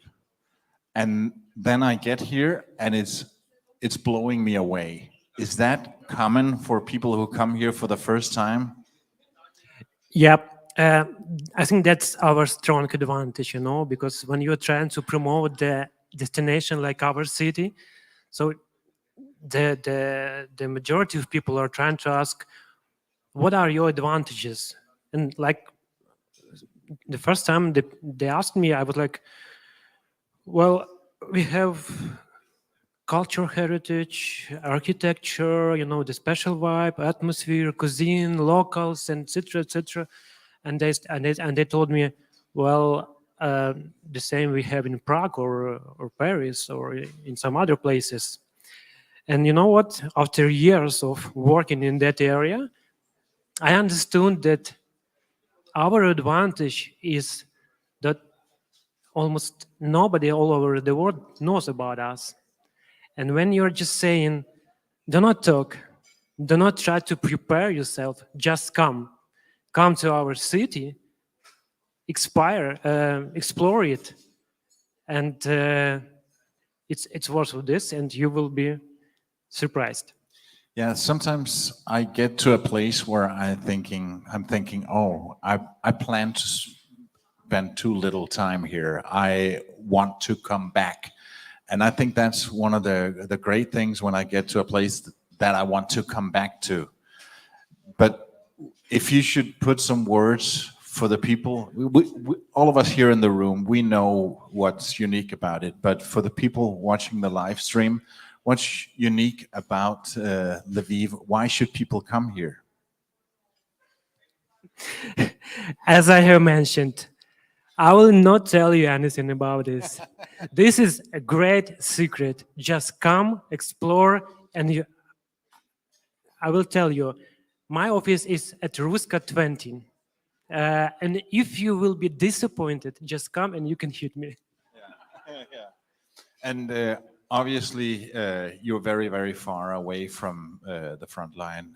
So should people come now or should they wait a couple of years?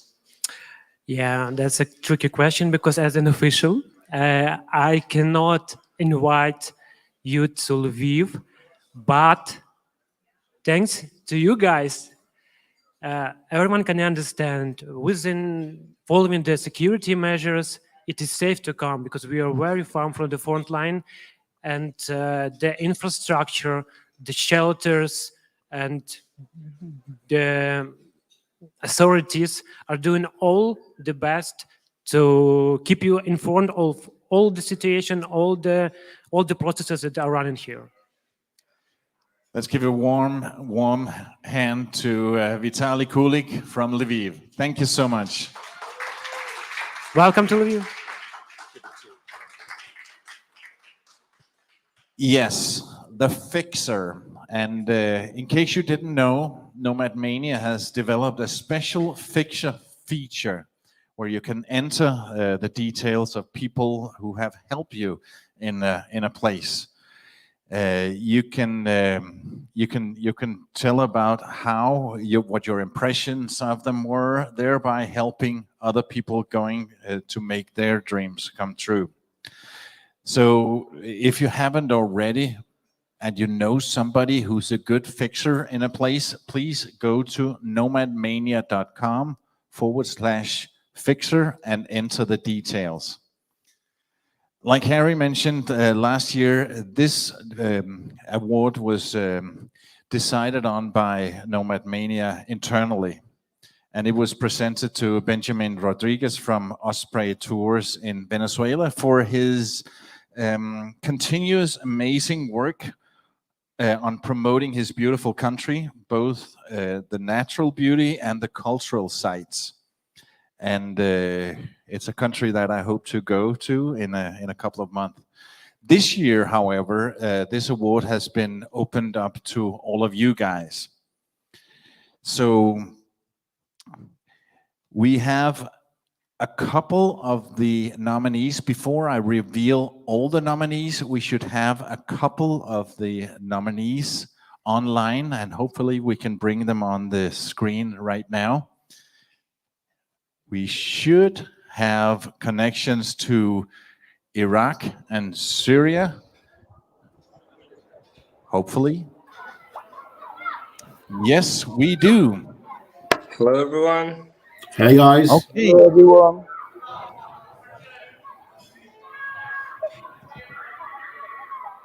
So maybe you guys know some of the people in the room, and maybe you guys in the room know some of the people on the stage. Andre Bassi, where are you from? I'm from Sierra Leone. And Wasim? Hey. You're obviously from Algeria. It says so there, right there. Very good. Yeah, that's right. I'm from Algeria. And Baba? Yeah, I'm from Mauritania, West Africa. Oh, awesome. Fantastic to have you here.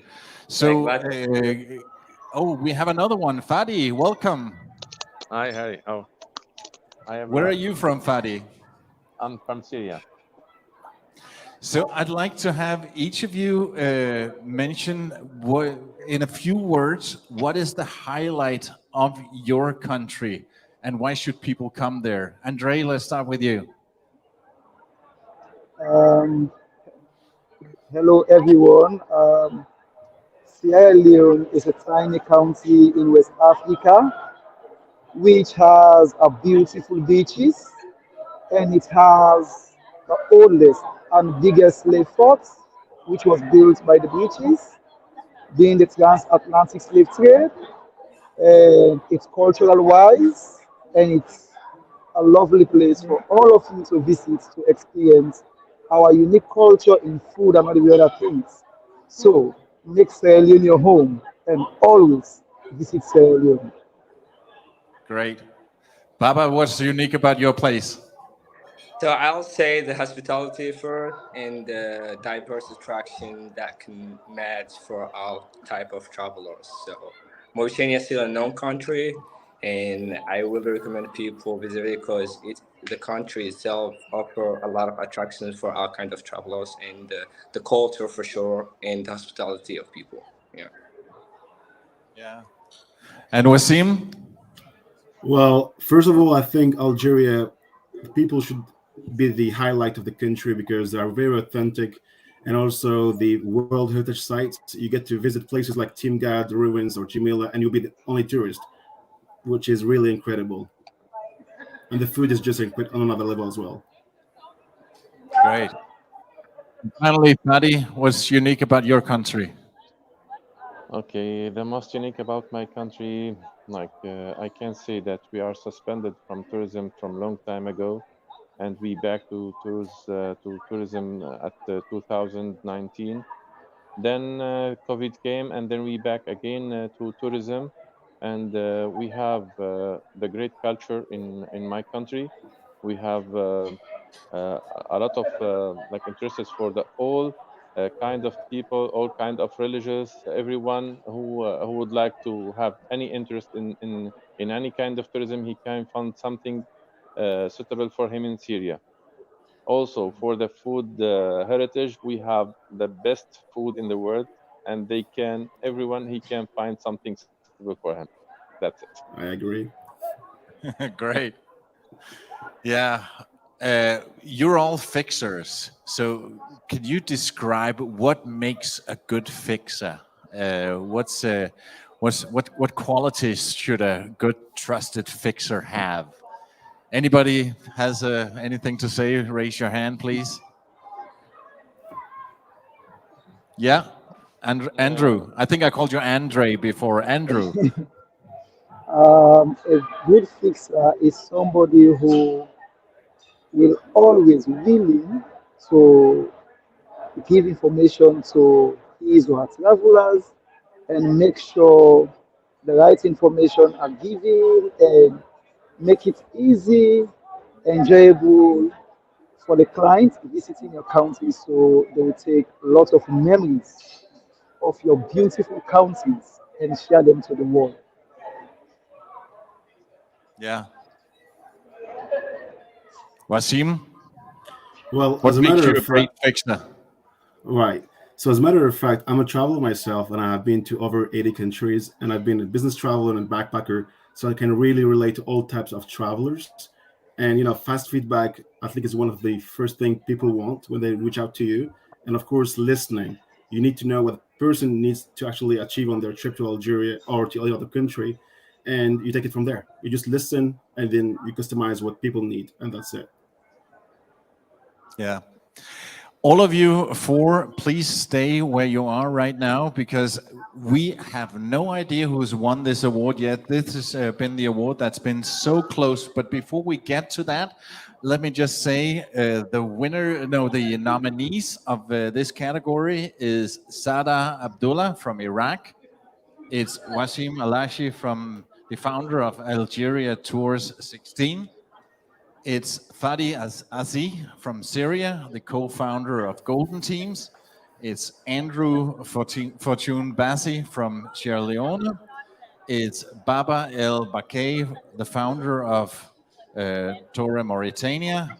And it's Misha Rabushin from Russia. And Lucy, do you know who the winner is? I do. You do.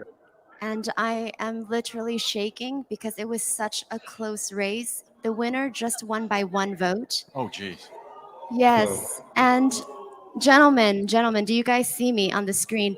So I do. I am so lucky that I've had the pleasure of traveling with all of you. Special thank you to Fadi. You helped me enter Syria, which was my final country. I was just with Baba last week on the iron ore train in Mauritania. Basi, I was with you in Sierra Leone, and Wasim, I was with you in Panama. And the other person that is not pictured is Sardar, who I was with in Iraq twice, in the north and in the south. So I have to say, I could not vote for this category because I just couldn't. You're all amazing to me.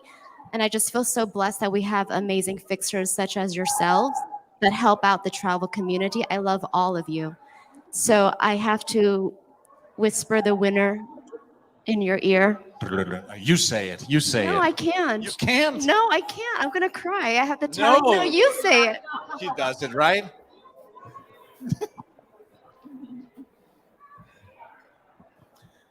Are you sure? The winner is Fadi Asi from Syria. Thank you. Congratulations. Congratulations, Fadi. Thank you. Thank you. Congratulations. Lucy simply said, "No, I can't say it. I'm going to cry."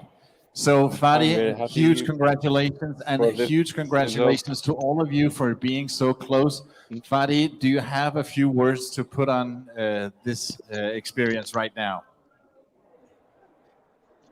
I'm very happy with this. What's happening now? I couldn't say what I'm going to say. That I'm thanking everyone who voted also to me, and I also appreciate all this competitor with me. The people, every one of them he deserved this to him. I hear about them. I like everyone who came to me. He spoke to me about every one of them. So it's very big honor to me to win this. I'm so happy. I really appreciate all your efforts to do this. You don't know how much it means to me, not only for me, for my country too, to win this, because from long time ago we need something for us to arise in the world, and I'm very happy for you that you choose me, and that will help my country a lot to back to the life and to help my people to back to life. Thanks for all.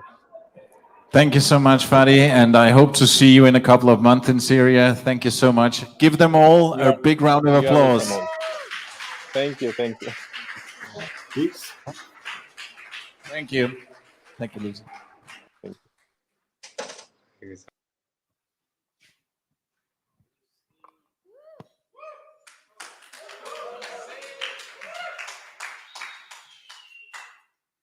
Okay, my heart is finally not racing anymore. That was a very close race.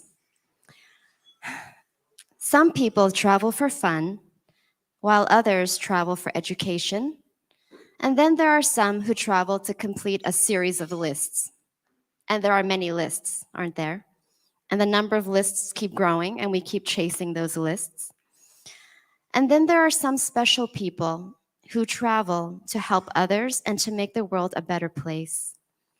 This brings us to the 8th award for the evening, the Most Purposeful Traveler. We have a list of nominees who are a great inspiration to all of us. We really admire their determination to make the world a better place.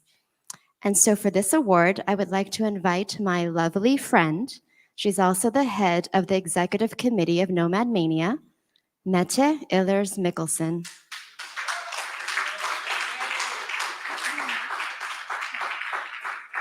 Can we give this lovely lady a microphone, please?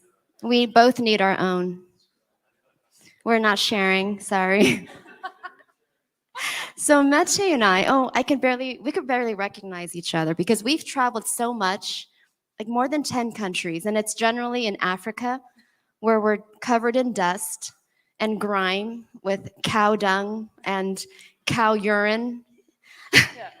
Yes, the Mandari. And then we've been in the Middle East, covered head to toe. And so this is the first time that we're actually glammed up. So I hope you guys are taking pictures because we'll never look like this again. So Mette, as the head of the Nomad Mania Executive Committee, can you share with us what do we do as a committee to make the travel community a better place? Thank you, Lucy. I think that the executive committee of Nomad Mania, firstly, we literally started out articulating the DNA, the mission of Nomad Mania. And in doing so, we were looking at words like connecting independent travelers and inspiring them to go beyond the ordinary and obvious through deep, meaningful, and sustainable travel. Now, we wish to help all of our travelers have this transformative experience it is to travel, to broaden your horizon, to create connections and have a positive impact. And in the executive committee, we've really gathered a group of people who represent this diversity. And we are working all the time continuously to be inclusive and to, in different ways, ensure that all that we do in Nomad Mania are meaningful. So we've had a focus on sustainable travel. We've had a focus on mental health and traveling. And we all the time look to that whatever we do in Nomad Mania are representing these values and these activities. Also, we're an executive committee or an advisory board. So we also strive to be there for Harry, to be there for Orist, to be there for the team of Orist, both in supporting them when things get difficult, when they need an advice in any way, and in supporting them in tangible activities where we contribute to all of these activities that are going on in Nomad Mania, both as a team and individually. Thank you so much, Mette.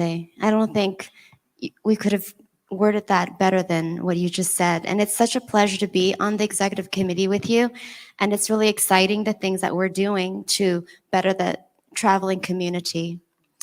And I hope that our next speaker who's joining us online is available. We have Barry Hoffner. He was last year's nominee for Most Purposeful Traveler, and he should be joining us online. Yes, hi, Barry. I'm here. Hey, Lucy, how you doing? Hi, Meta. Hi, Barry. It's so nice to see you. Yeah. Thanks for logging on. So the last time I saw you was in person. We were in San Francisco having a lovely lunch. So hopefully when we go back home, we can do that again, Barry. I look forward to it. And Meta, I look forward to meeting you face to face one day too. We've been in contact a number of times. Yes, and Barry, I just want to mention to everyone that the work that you've done to better educational opportunities for those in Mali is truly groundbreaking, and it's completely admirable what you've done. So thank you for that. Thank you. Thank you very much. I'd like to just add, greetings to all of you. I'm having a nice glass of Cabernet from Chisinau in Moldova.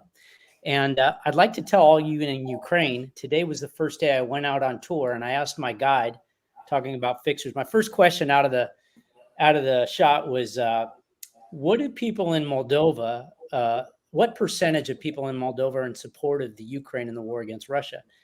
And she said very, very quickly and easily, 110%. So I thought you'd all would appreciate that, Barry.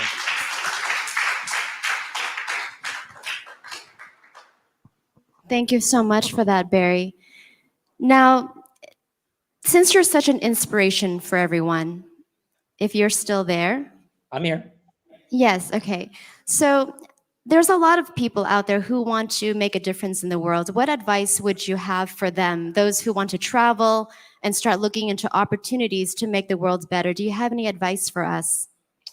Yeah, it's a simple phrase, and I'm writing a book about it. It's called Take the First Step. The first step. About 15 years ago, for a 50th birthday bucket list trip, I went to Timbuktu, just wanting to be inspired by the desert and the music. And out of that came the work of my life, quite honestly. I was in a village and I found that they had needed a school. And I said, for my 50th birthday, I'm going to build a school in that village. And I didn't know how I was going to do it, but I knew I had to take the first step. I did. And since then, now we're working on our 18th school project in Timbuktu as we speak today. And we've given scholarships to university to 25 women from Timbuktu in high school. So just take that first step. I mean, it's hard to envision where it's going to go. It's too overwhelming, but find something you feel passionate about and just jump in. That's it. Thank you for that, Barry. Okay, so Barry, since you're on the screen and you're in front of an audience, I'm going to put you on the spot. I know that you've been to Timbuktu many times. I've been to Mali, but I have not been to Timbuktu. Would you allow me to join you the next time you go to Timbuktu? Make sure everybody's watching. So Lucy, I give thought a I nice. already told you. I already told you you could. I had actually planned a trip this January that I had to cancel. I was taking some people, and while things have gotten better the last week, things are about as bad as they've been in 2012 with blockades by jihadists and difficult situation in some of the villages and things like that. Hopefully, inshallah, things will be better in the next year. And I hope to plan a trip for 2025 in January. Thank you so much, Barry. Thanks for joining us tonight. Sure. No, thank you for having me. So now I would like to thank again Mette and Barry for joining us. And so without further ado, we're going to present the list of nominees for the category of Most Purposeful Traveler. You can start, Mette. Okay, thank you, Lucy. And the first nominee from Denmark, Charlie Christensen, who has walked from Denmark to Africa with the aim of bringing water to communities that needs it. From the United States, Rick Gazarian. He's the founder of the podcast Counting Countries, and he's also the primary force behind the Extraordinary Travel Festival. Dean Kuchel from Israel, founder of Digital Nomads Network. Cameron Mofid from the United States, who has helped to construct an orphanage in Ghana as well as a school in Nigeria. From Canada and Pakistan, Danish Sumro, creator of the largest Facebook community for digital nomads around the world. From Germany, Johannes Faulkner. He's the developer of Nomad Cruise, which allows digital nomads to gather on a cruise. And based on your vote, the recipient of the Most Purposeful Travel Award is Charlie Christensen.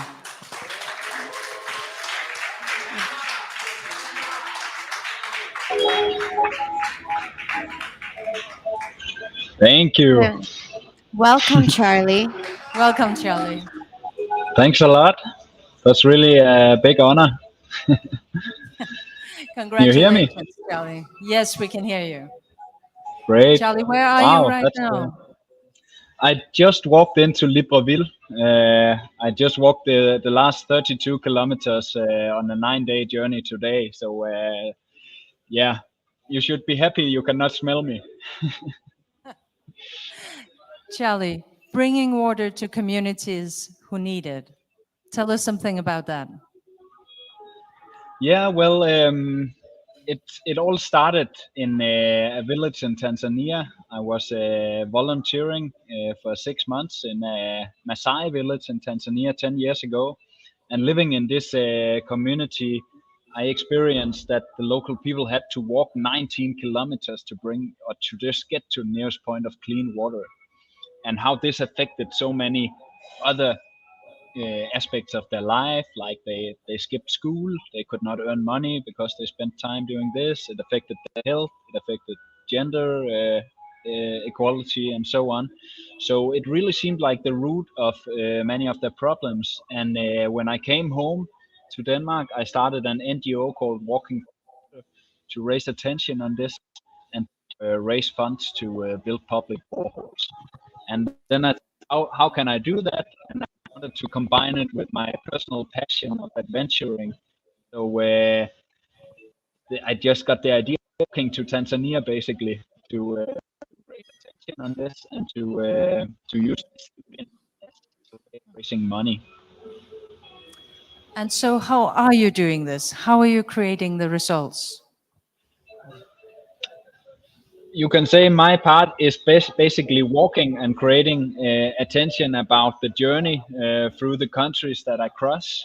And then other people, they watch it online, and enterprises want to be connected to this course. I get into conventional and social media everywhere I go, and I try to make it attractive to enterprises to buy a commercial spot. This enterprise sponsored so and so much money for clean water in this and that village, and over time we have facilitated now 65 public boreholes across Africa. Could you give us an example of one of the results you've created? Yeah, most of the projects we have been making is in Sierra Leone, where we have a local partner. It works that in this way that the communities who wants to apply to get help, they have to go to our website and fill out an online communication form. Sometimes a local partner can help them to do that. And then we are looking into the data to see if the need is bad enough for us to get involved, because we don't want to give a borehole in a place where they already have one within 1.5 kilometers. So we're only helping in places where they have limited access to water according to the UN and joint monitoring program. So once we have validated the need, then we try raising the money from private donors. It's possible to go and donate. Like now, I have been walking these 236 kilometers from Bata here to Libreville, and people could go and donate on a website that they want to donate something per kilometer that I'm walking, or they can go to the website and donate any amount they choose.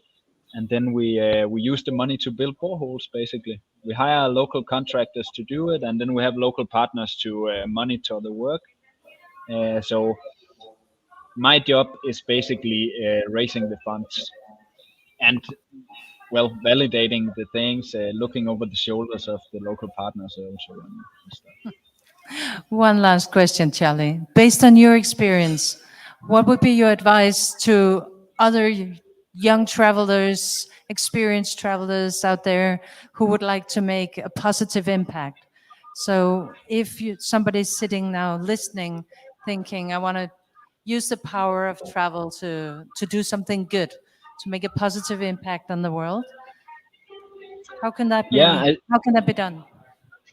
I think that it is important to do something that you find interesting, that is easy to motivate yourself to get into. For me, it has been walking. This is something I find interesting to travel like this, camping out and documenting the things I see. For others, it might be other things. Maybe you have an innovation in something that can be relevant in a certain area. And we have so many problems out there. If you know which course to use, look at the UN's Sustainable Development Goals, and then you can just pick and choose really which one is aligning with your skills and your interests. And if you don't know, if you have the feeling that you would like to use yourself to do good, but you don't know how, feel free to write me. I will love to counsel you on that for free of charge. Amazing. I gather in that way we can gather our powers to use travel as a force for good. And especially while we have this in Ukraine, we can expand our horizon to see if we can create more peace and cooperation. Thank you, Charlie. Congratulations. Thank you so much. It's also a big surprise because I have not been an active part so much of these travel communities, but I met some of you in Equatorial Guinea a few months back for a travel conference there. So it's all quite new to me, but it's nice to have found my tribe, and it's also very motivating, really, to be awarded for something like this, because in this business of charity, you can always raise more money, and you always want bigger results, right? So knowing that I can at least inspire some to do something similar and who can maybe reach bigger results than me, that is very motivating. So thank you so much. Thank you so much, Charlie. Thanks for joining us, and congratulations. You may have noticed that this year we are not giving the most positive traveler award. Some of you may recall last year, the winner of the most positive traveler was the incredible Louisa Yu from the Philippines.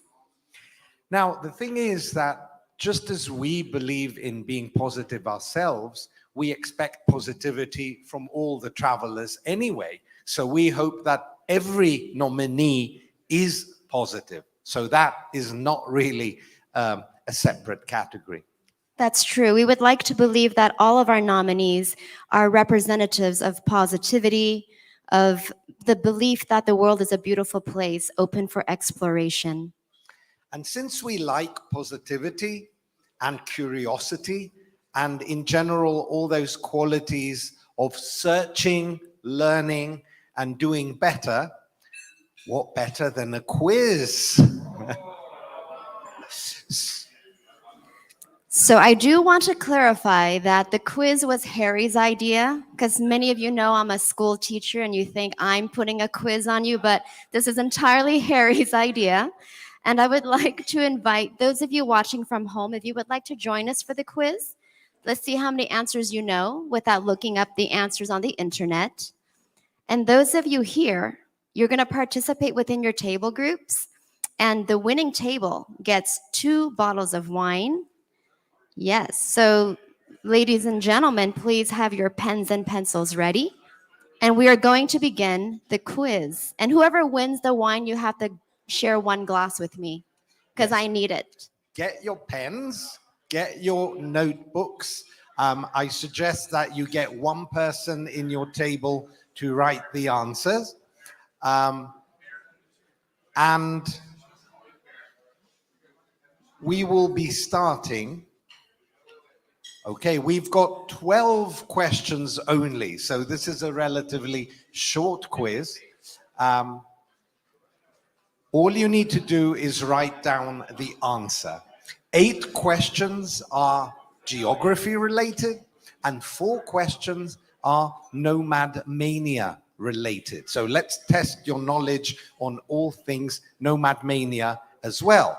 So, without further ado, let us see the first question. All right, so question number 1. And no looking at phones, please. No consulting with other tables. Stick to your own table. Thank you. Yes, number 1. Which country is nearest to longitude 0, latitude 0? And again, those of you at home, why don't you take a piece of paper and try to see how many answers you can get correct.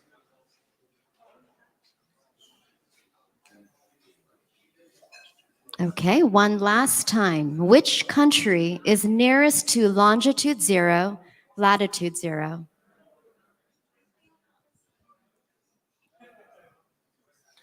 All right. Ponder a little bit more. Do you know this one, Lucy? I don't believe I am sure. Aha, all right. Well, you'll find out at the end of the quiz. I will. I have all the answers. I think you do know some of the I answers, do. though. I do. Right. I must. Okay. I can't be a UN master and not know any answers. Yeah. All right. So let's go to the second question. Question number 2. How many stars does the flag of Uzbekistan have? How many stars? And Boris is looking at me like, you know, what? How the hell can he know? But, you know, you may know your flags. So how many stars does the flag of Uzbekistan have? It may not have any stars. Let's see. It might be a trick question. And this is Harry, so he's going to have a lot of trick questions in there. Indeed, yes. Yeah.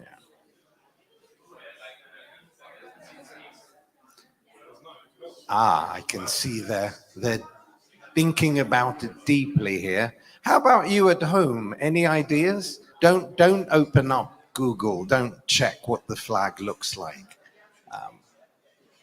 All right. Okay.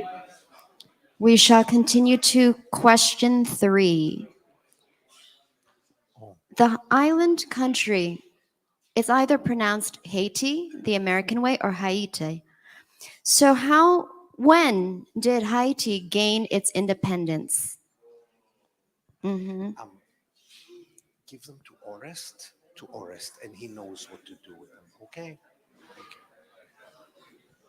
When did Haiti gain its independence? So we want just the year, or A year will do. a year's yes, enough. yes. We don't need Well, the exact. I'm going to give you a clue. It was on the 1st of January of that year. Okay. Yeah. So, okay. Question number 4. And this is for the people of Lviv, but the rest of you can try to guess.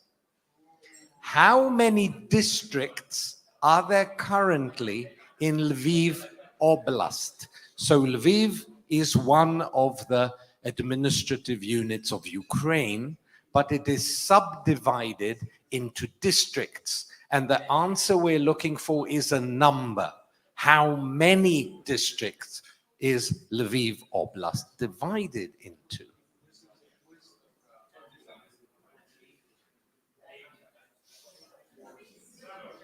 I don't think anyone knows that one, unless they're from Lviv Oblast, Yes. maybe. Aha. Yeah. All right. All right. We are going to continue on to question number 5. What is the current capital of Bougainville, possibly the world's next independent nation? Have you been there, Lucy? I have not, but I will I shortly. think as soon as it becomes independent, all travelers will be suddenly going there. I Yeah? believe so. Yeah. Now, an interesting thing is that for those of you who have already been there, that still counts. Based on a referendum we had a few years ago, if you've been somewhere, you've been somewhere, even if it changes sovereignty. So let's read the question again. All right. What is the current capital of Bougainville, possibly the world's next independent nation? And when it does become a nation, can we perhaps have a Nomad Mania trip there? Now that's a good idea. Well, let's do that. Yeah, I could be the tour leader. Right. I'll Well, volunteer. rumor has it it's going to be in 2027. So let's see. It's going to be a bit of a wait. So we still have some time. Yeah, we do. We do. Now, let's look at question number 6. How many World Heritage Sites are there in Andorra? Once again, we're looking for a number. You've been to Andorra, sure. Yes, of course. Yeah? Did you like it? Yes, it was a very small country and I didn't spend a whole lot of time, but Right. I had some meaningful experiences, enough to count, according to Thomas. Yes, meaningful experiences Yes, are meaningful what we're looking experiences. for. Yeah. Well, interestingly, Andorra has, I think, 7 administrative units. So, you know, one of the things you can do if you go there is try to go to them all. That shouldn't be too hard. It's a very small place. So once again, how many World Heritage Sites are there in Andorra?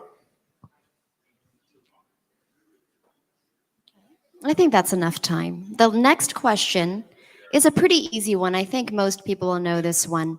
What is the first name of the Sultan of Slowjamistan? I think a lot of people know him. The Sultan of Slowjamistan, what is his first name? We all know he doesn't like Crocs. Now, is Slowjamistan a country? It's considered a micronation. It's a micronation. Do micronations count as countries? I think it depends on the traveler for this one, correct? Yeah. There are some travelers who genuinely count micronations as countries and aim to travel to them just like legitimate countries. At Nomad Mania, we don't really consider most micronations countries. Let's read the question again. All right. One last time. What is the first name of the Sultan of Slowjamistan? A lot of us know him. Well, some of us, yeah. Orest, yes. No. You are the Sultan of Slowjamistan. No. No. So, Orest, do you like Crocs? Do you wear Crocs? Do you own a pair of Crocs? Well, those are really No nice Crocs shoes. Here. No But Crocs I can here. tell you that I went to Slowjamistan wearing Crocs. Oh, no. I am a dissident. I do not accept the no Crocs rule. So I will go there with Crocs. Yeah. And nothing happened to me. That's good. Yeah, I survived. I mean, he's a nice guy. I mean, what's he going to do? Put you in jail? Yep. Question number 8 is another Ukraine-related question. Kyiv Oblast has one exclave. What is it called? And this one is on Nomad Mania's Dare list, which is our quirky list of places to go to, and it includes many exclaves and all sorts of bits and pieces. So on the Dare list, you will find this one. Once again, the question is, Kyiv Oblast has one exclave. What is it called? All right, we're going to move on to question number 9. How many regions does Nomad Mania's Dare list, the list of quirky regions, currently have? So Nomad Mania's Dare list, how many regions does it currently have?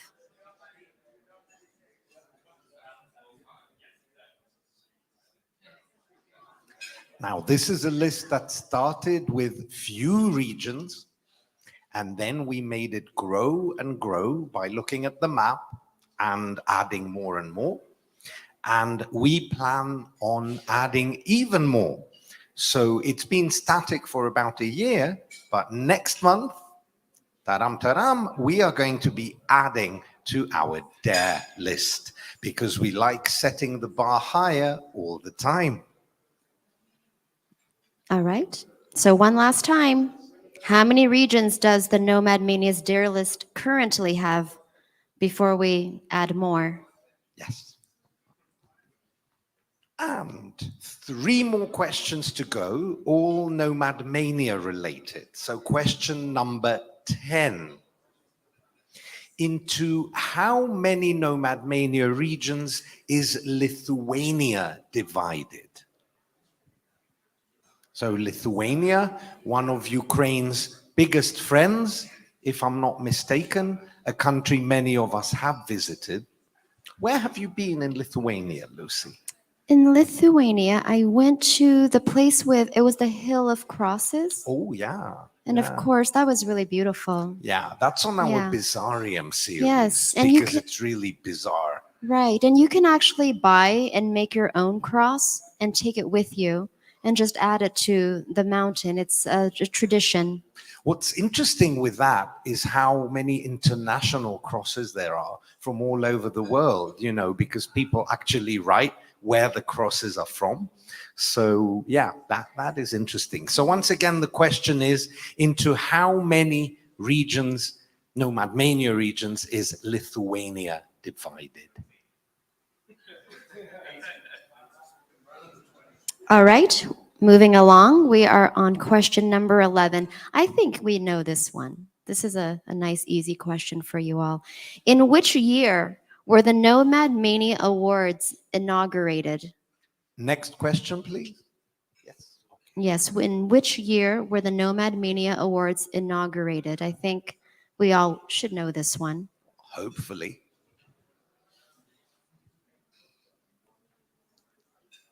All right, I see a confident table here. You guys have an Okay, award let's winner there. Let's prepare for the last question. Again, Nomad Mania related, and this one is Nomad Mania Awards related. So the question is, who won Nomad Mania's biggest traveler award last year? We want the full name, please. And spelling counts. Good luck with that. It is not Orest, hint. So once again, the last question is, who won Nomad Mania's biggest traveler award last year? Now, check your answers. Yes, please check your work and finalize your answers. Write your team's name on top and swap papers with the neighboring table, please. Okay, swap papers with the neighboring table, which will check your answers. Okay. All right. So let's do it. Okay, guys, swap answers with your neighbors. Whoever wants to maybe win 2 bottles of wine, and you at home can look at those again, and let's see if you can figure out the answers. So let's go back and look at question number 1.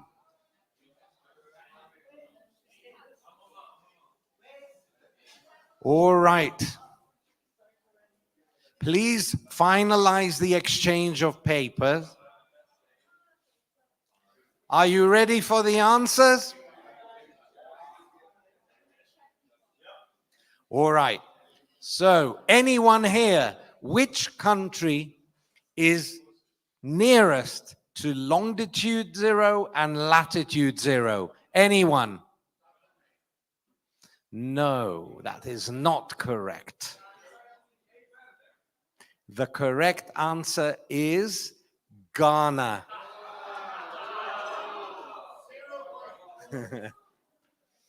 So Ghana is the nearest question to the nearest country to longitude 0, latitude 0. Question number 2. How many stars does the flag of Uzbekistan have? Anybody? The answer is 12. Well done. That's a surprise. All right, so which year did Haiti or Haiti gain its independence? Anybody? No. The correct answer is 1804. Yes. And it was the first country in the Caribbean to gain its independence from France, of course. All right, question number 4. How many districts are there currently in Lviv Oblast? The answer is 7. Let me get my phone and I will read them.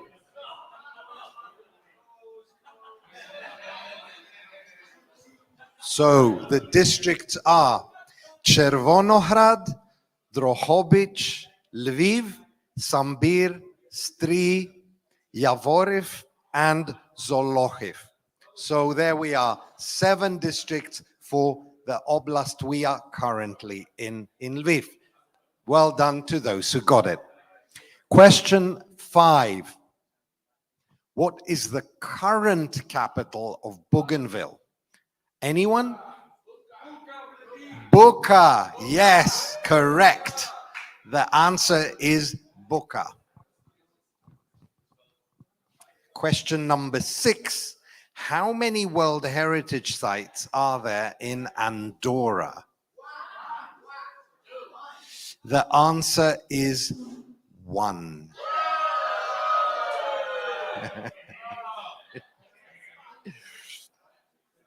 All right. The next question, I believe you know. Question number 7. What is the name, the first name of the Sultan of Slowjamistan? Bambi, says one group. What is the name? Randy. Okay. And if you're watching, hello, Randy. And Randy will be holding a webinar with Nomad Mania next week, a webinar about micronations. So you are all invited to join Randy, the Sultan of Slowjamistan, as we discuss the crazy world of micronations. Okay, question number 8.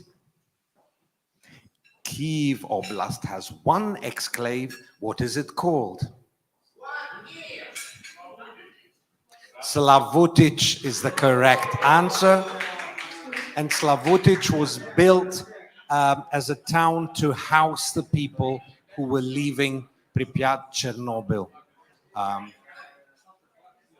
Okay, those were the 8 geographical questions. And we have 4 Nomad Mania related questions. So question number 9 was how many regions are there currently on Nomad Mania's Dare list, the list of quirky regions? And the answer is yes, 1301, the same number as the master list, correct. All right, question number 10, into how many regions, Nomad Mania regions, is Lithuania divided? The correct answer is 3.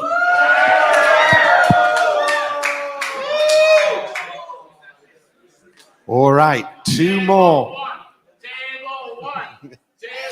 In which year were the Nomad Mania Awards inaugurated? Now, we are now on the 3rd awards, and I don't think it's nuclear physics to guess the year. So which year is it? 2021. Yes, that's when we inaugurated the first awards which were online. And the last question, who won Nomad Mania's biggest traveler award last year? Yes, the answer is the one and only Tor Pedersen. You need to have written down the surname to get the point. If it's only Tor, we will not count this. So Torbjörn. Tor Pedersen, congratulations, by the way, Tor.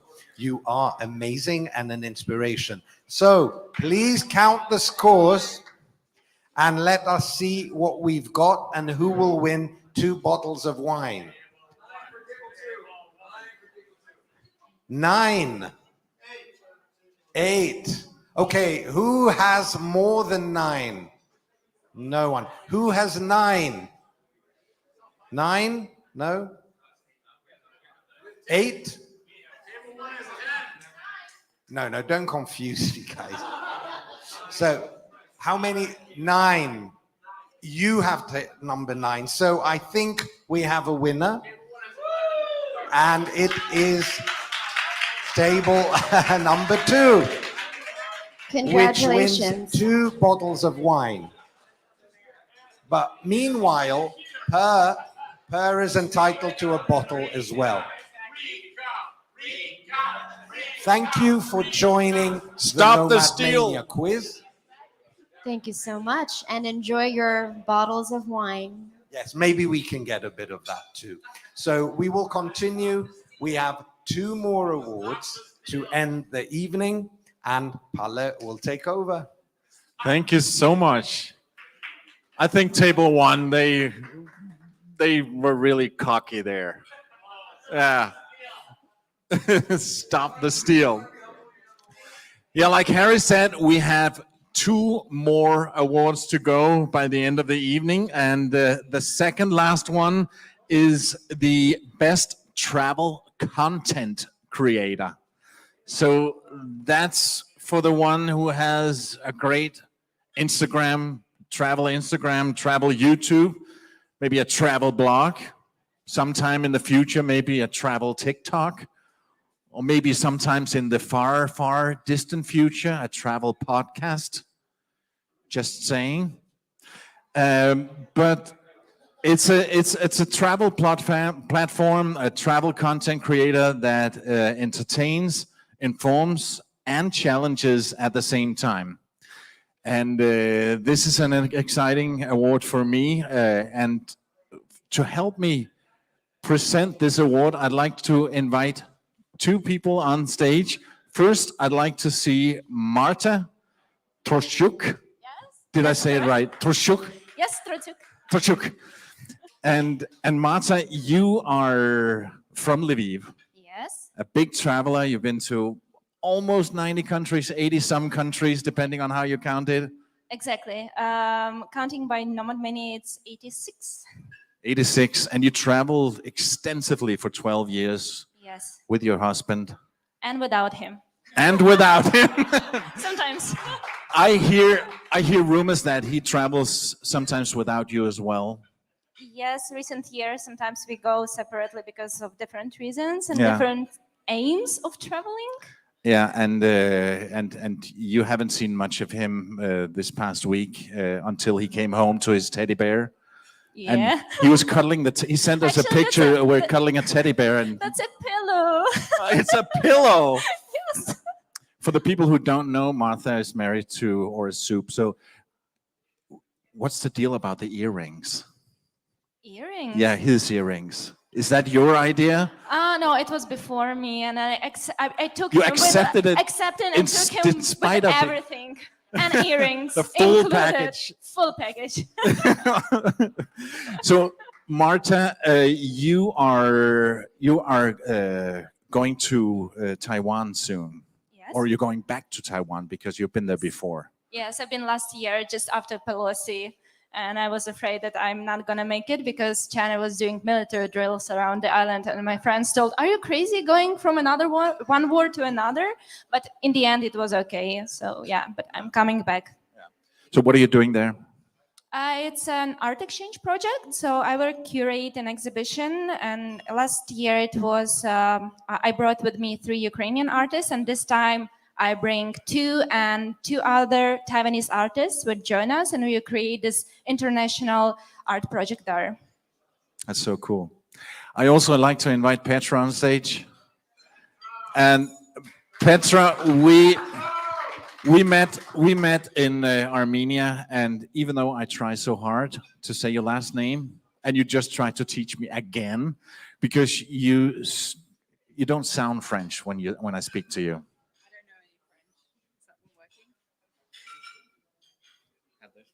Okay, well, I don't know any French, just my last name. And what is that? Marais, which means swamp.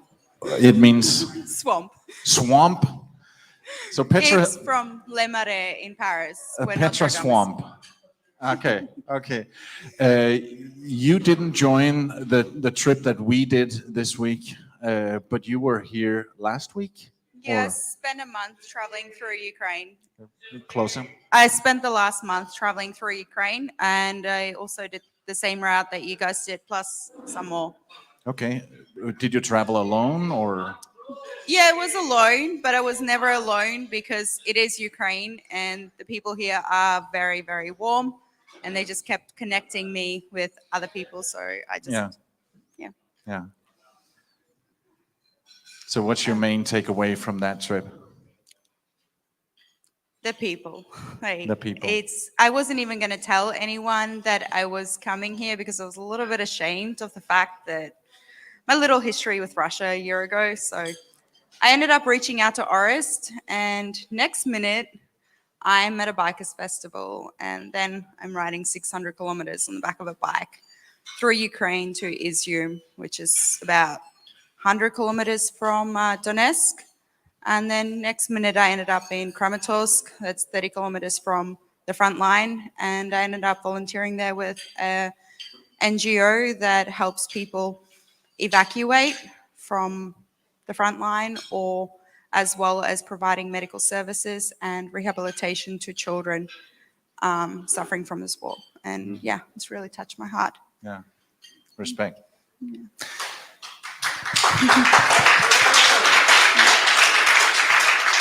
So will you help me present this award? I think the way we're doing, I do one, you do one, I do one, you do one. So that's in that order. So the nominees for Nomad Mania's Best Travel Content Creator 2023 is, oh, you go first, Marta.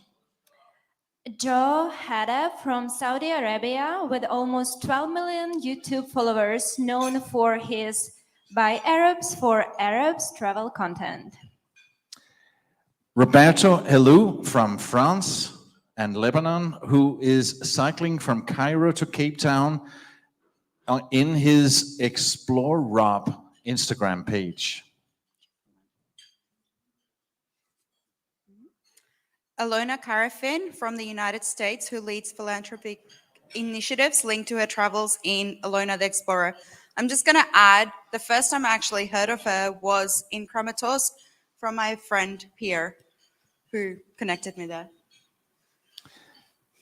Shubham Kumar from India, who has hitchhiked more than 50,000 kilometers and documented it in his Nomad Shubham. Keith and Rena Whitaker from the United States, whose blog Sailing Tara records their sailboat adventures with their 2 children. Yeah, you do the last one though. Shio Zeke from Japan, who is the author of 9 books and whose 170,000 Instagram followers are treated to amazing photos of Japan and beyond. And the winner in this category, Best Travel Content Creator, is Shiho Saiko from Japan. And right now, it's in the middle of the night in Japan, so she's sleeping now. So give her a big round of applause again, and I'm sure she'll watch the whole thing tomorrow morning. Thank you.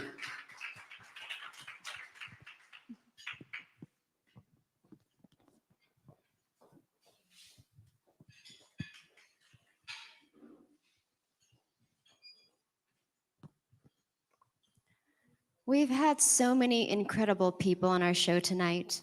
So many incredible people. And most of all, perhaps, the most important award of all is the biggest traveler award, because this person exemplifies the art of travel better than anybody else. And who better to honor this, presenting this award than the Nomad Mania team? So can we see some Nomad Mania team up here? So please welcome to the stage Orest Zub, Kasia Saniawska, Mette Ellis Mikkelsen. Online, we have Ruth Folaren, Daniel Zagrodzki, and here we've got Yaroslav Ingulski as well. So, we all know what Orest does. But I need the microphone still. Even though you all know, I just want to tell that there is so much symbolism in this event. First of all, you probably noticed that you were served like a different type of drink. So this is a champagne which comes from Bakhmut Wine Factory, which is also very important and which reminds us about our aims and what we are doing. So please, consuming it, remember it, and enjoy it, of course. Secondly, we are really making something extraordinary. This event is truly historical. I'm getting emotional now, I think, but like without the team which is standing now next to me, Kasia, Yaroslav, Daniel, whom we were really anticipating to come, and he will make it here as well. Ruth from South Africa, which is the same time zone. You know, like, so there is so much stuff happening behind the curtains that it's simply impossible even to evaluate. But what I want to tell is that all these guys, you were both starving the entire evening while you were having the feast. But all of this is just to carry on, to continue with the Nomad Mania vision and mission that was proclaimed today. And I feel this is just the beginning. You know, like you've seen this incredible venue where we are here, and probably were impressed when you entered. And what I think is that since we start from this underground shelter with a few dozen of people, like 50 or so, sometime this will evolve into Nomad Mania Festival with thousands of people here. That's what I really envision, and I really believe this will happen in the following years. And we have William from Ghana. Yeah. I'm sorry. I just had podcast for my community, so I had to run to a different community. Kasia is our newest member, so she has the privilege to be the first to tell about her experience. Hi everyone, I'm Kasia. I'm in charge of communications, so I'm the one who's been sending you all those annoying emails.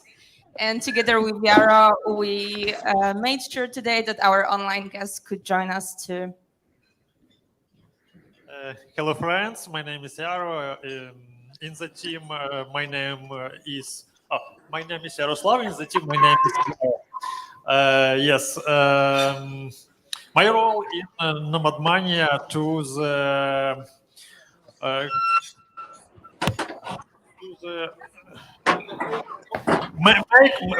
make complex things simple. Yeah. And this often refers to the appearance of the site and the interaction with the site. And online tonight, not present, but present in spirit, we have Ruth. Hello, Ruth. Hi, Harry. Hello, everyone. Why don't you tell us what you do for the Nomad Mania team? I am the Nomad Mania content manager. So anything content related, the blogs, the newsletters, the Instagram, the Facebook, I do that with the help of Orest. Yeah, so. Thank you. And William, hello there. Hello, I'm sorry for the rush. I was actually at home preparing for this, and power just went off. I have to run to a different community, so I'm all sweaty and stuff, and I have to come to someone else's shop. So you can see this someone else's shop, and I have to video from here. So inconvenient, but anyways, I am William, and I've been with Nomad Mania for almost 4 years now, and this community has been a good one. And I'm in charge of the series and regional and authentication and everything that has to do with series. I'm the one who's in charge of it. And I'm really sorry. This is inappropriate, but I just hope you guys would understand that this is not where I am. Thank you. Thank you, William. He is the man for the series. Any requests, send them to him, and any complaints as well. And of course, none other than Daniel, who's been with us for 8 years, believe it or not. Yeah, it's been a long time. I'm sorry, guys, I couldn't be today with you there in person, but I've been following the event and I've seen so many friendly faces, people that I know, and we used to travel together a bit on my part. So, congrats! I love it. You all look great. This event is going smoothly. It's very nice. The quiz was interesting, so I'm happy to be here. Well, we're happy to welcome you, even if it's online. And of course, you already met Meta. Come here, Meta. So Meta is, what are you, Meta? The woman behind the men. Oh, not really. Sounded good though, didn't it? Meta is the head of our executive committee, which is composed of 10 other exceptional people. And thank you for that, Meta. Well, thank you for allowing me to do that. And well, thank you for basically the other 10 people in this committee. Lucy is one of them. Here tonight is also Don, it's Khadija, together with Ed. It's Cameron, it's Ella. We have Konstantin, we have Thomas, we have Slavik, we have Anna Katri. So it's an amazing group of really strong travelers from 22 years old to late 60s. Come on, I'm being nice. Men and women, different nationalities, different continents, different sexualities, and different travel patterns. So we're really trying to be as diverse as the world and our travel community. Thank you, Meta. And just so it is known, it was Meta who put the committee together. So this diversity of ages and ethnicities is all thanks to you. Thank you. Now, last year, give a round of applause to them all. Last year, the recipient of our Best Nomad Mania Team Member Award was none other than Daniel here. And the year before, it was our verification guru, Thomas Büchler, who we all love. Some people love to hate him, but he really does the job well. And remember that Nomad Mania is the only project of its kind which actually does check that travelers are being truthful about where they've been. This year, we decided not to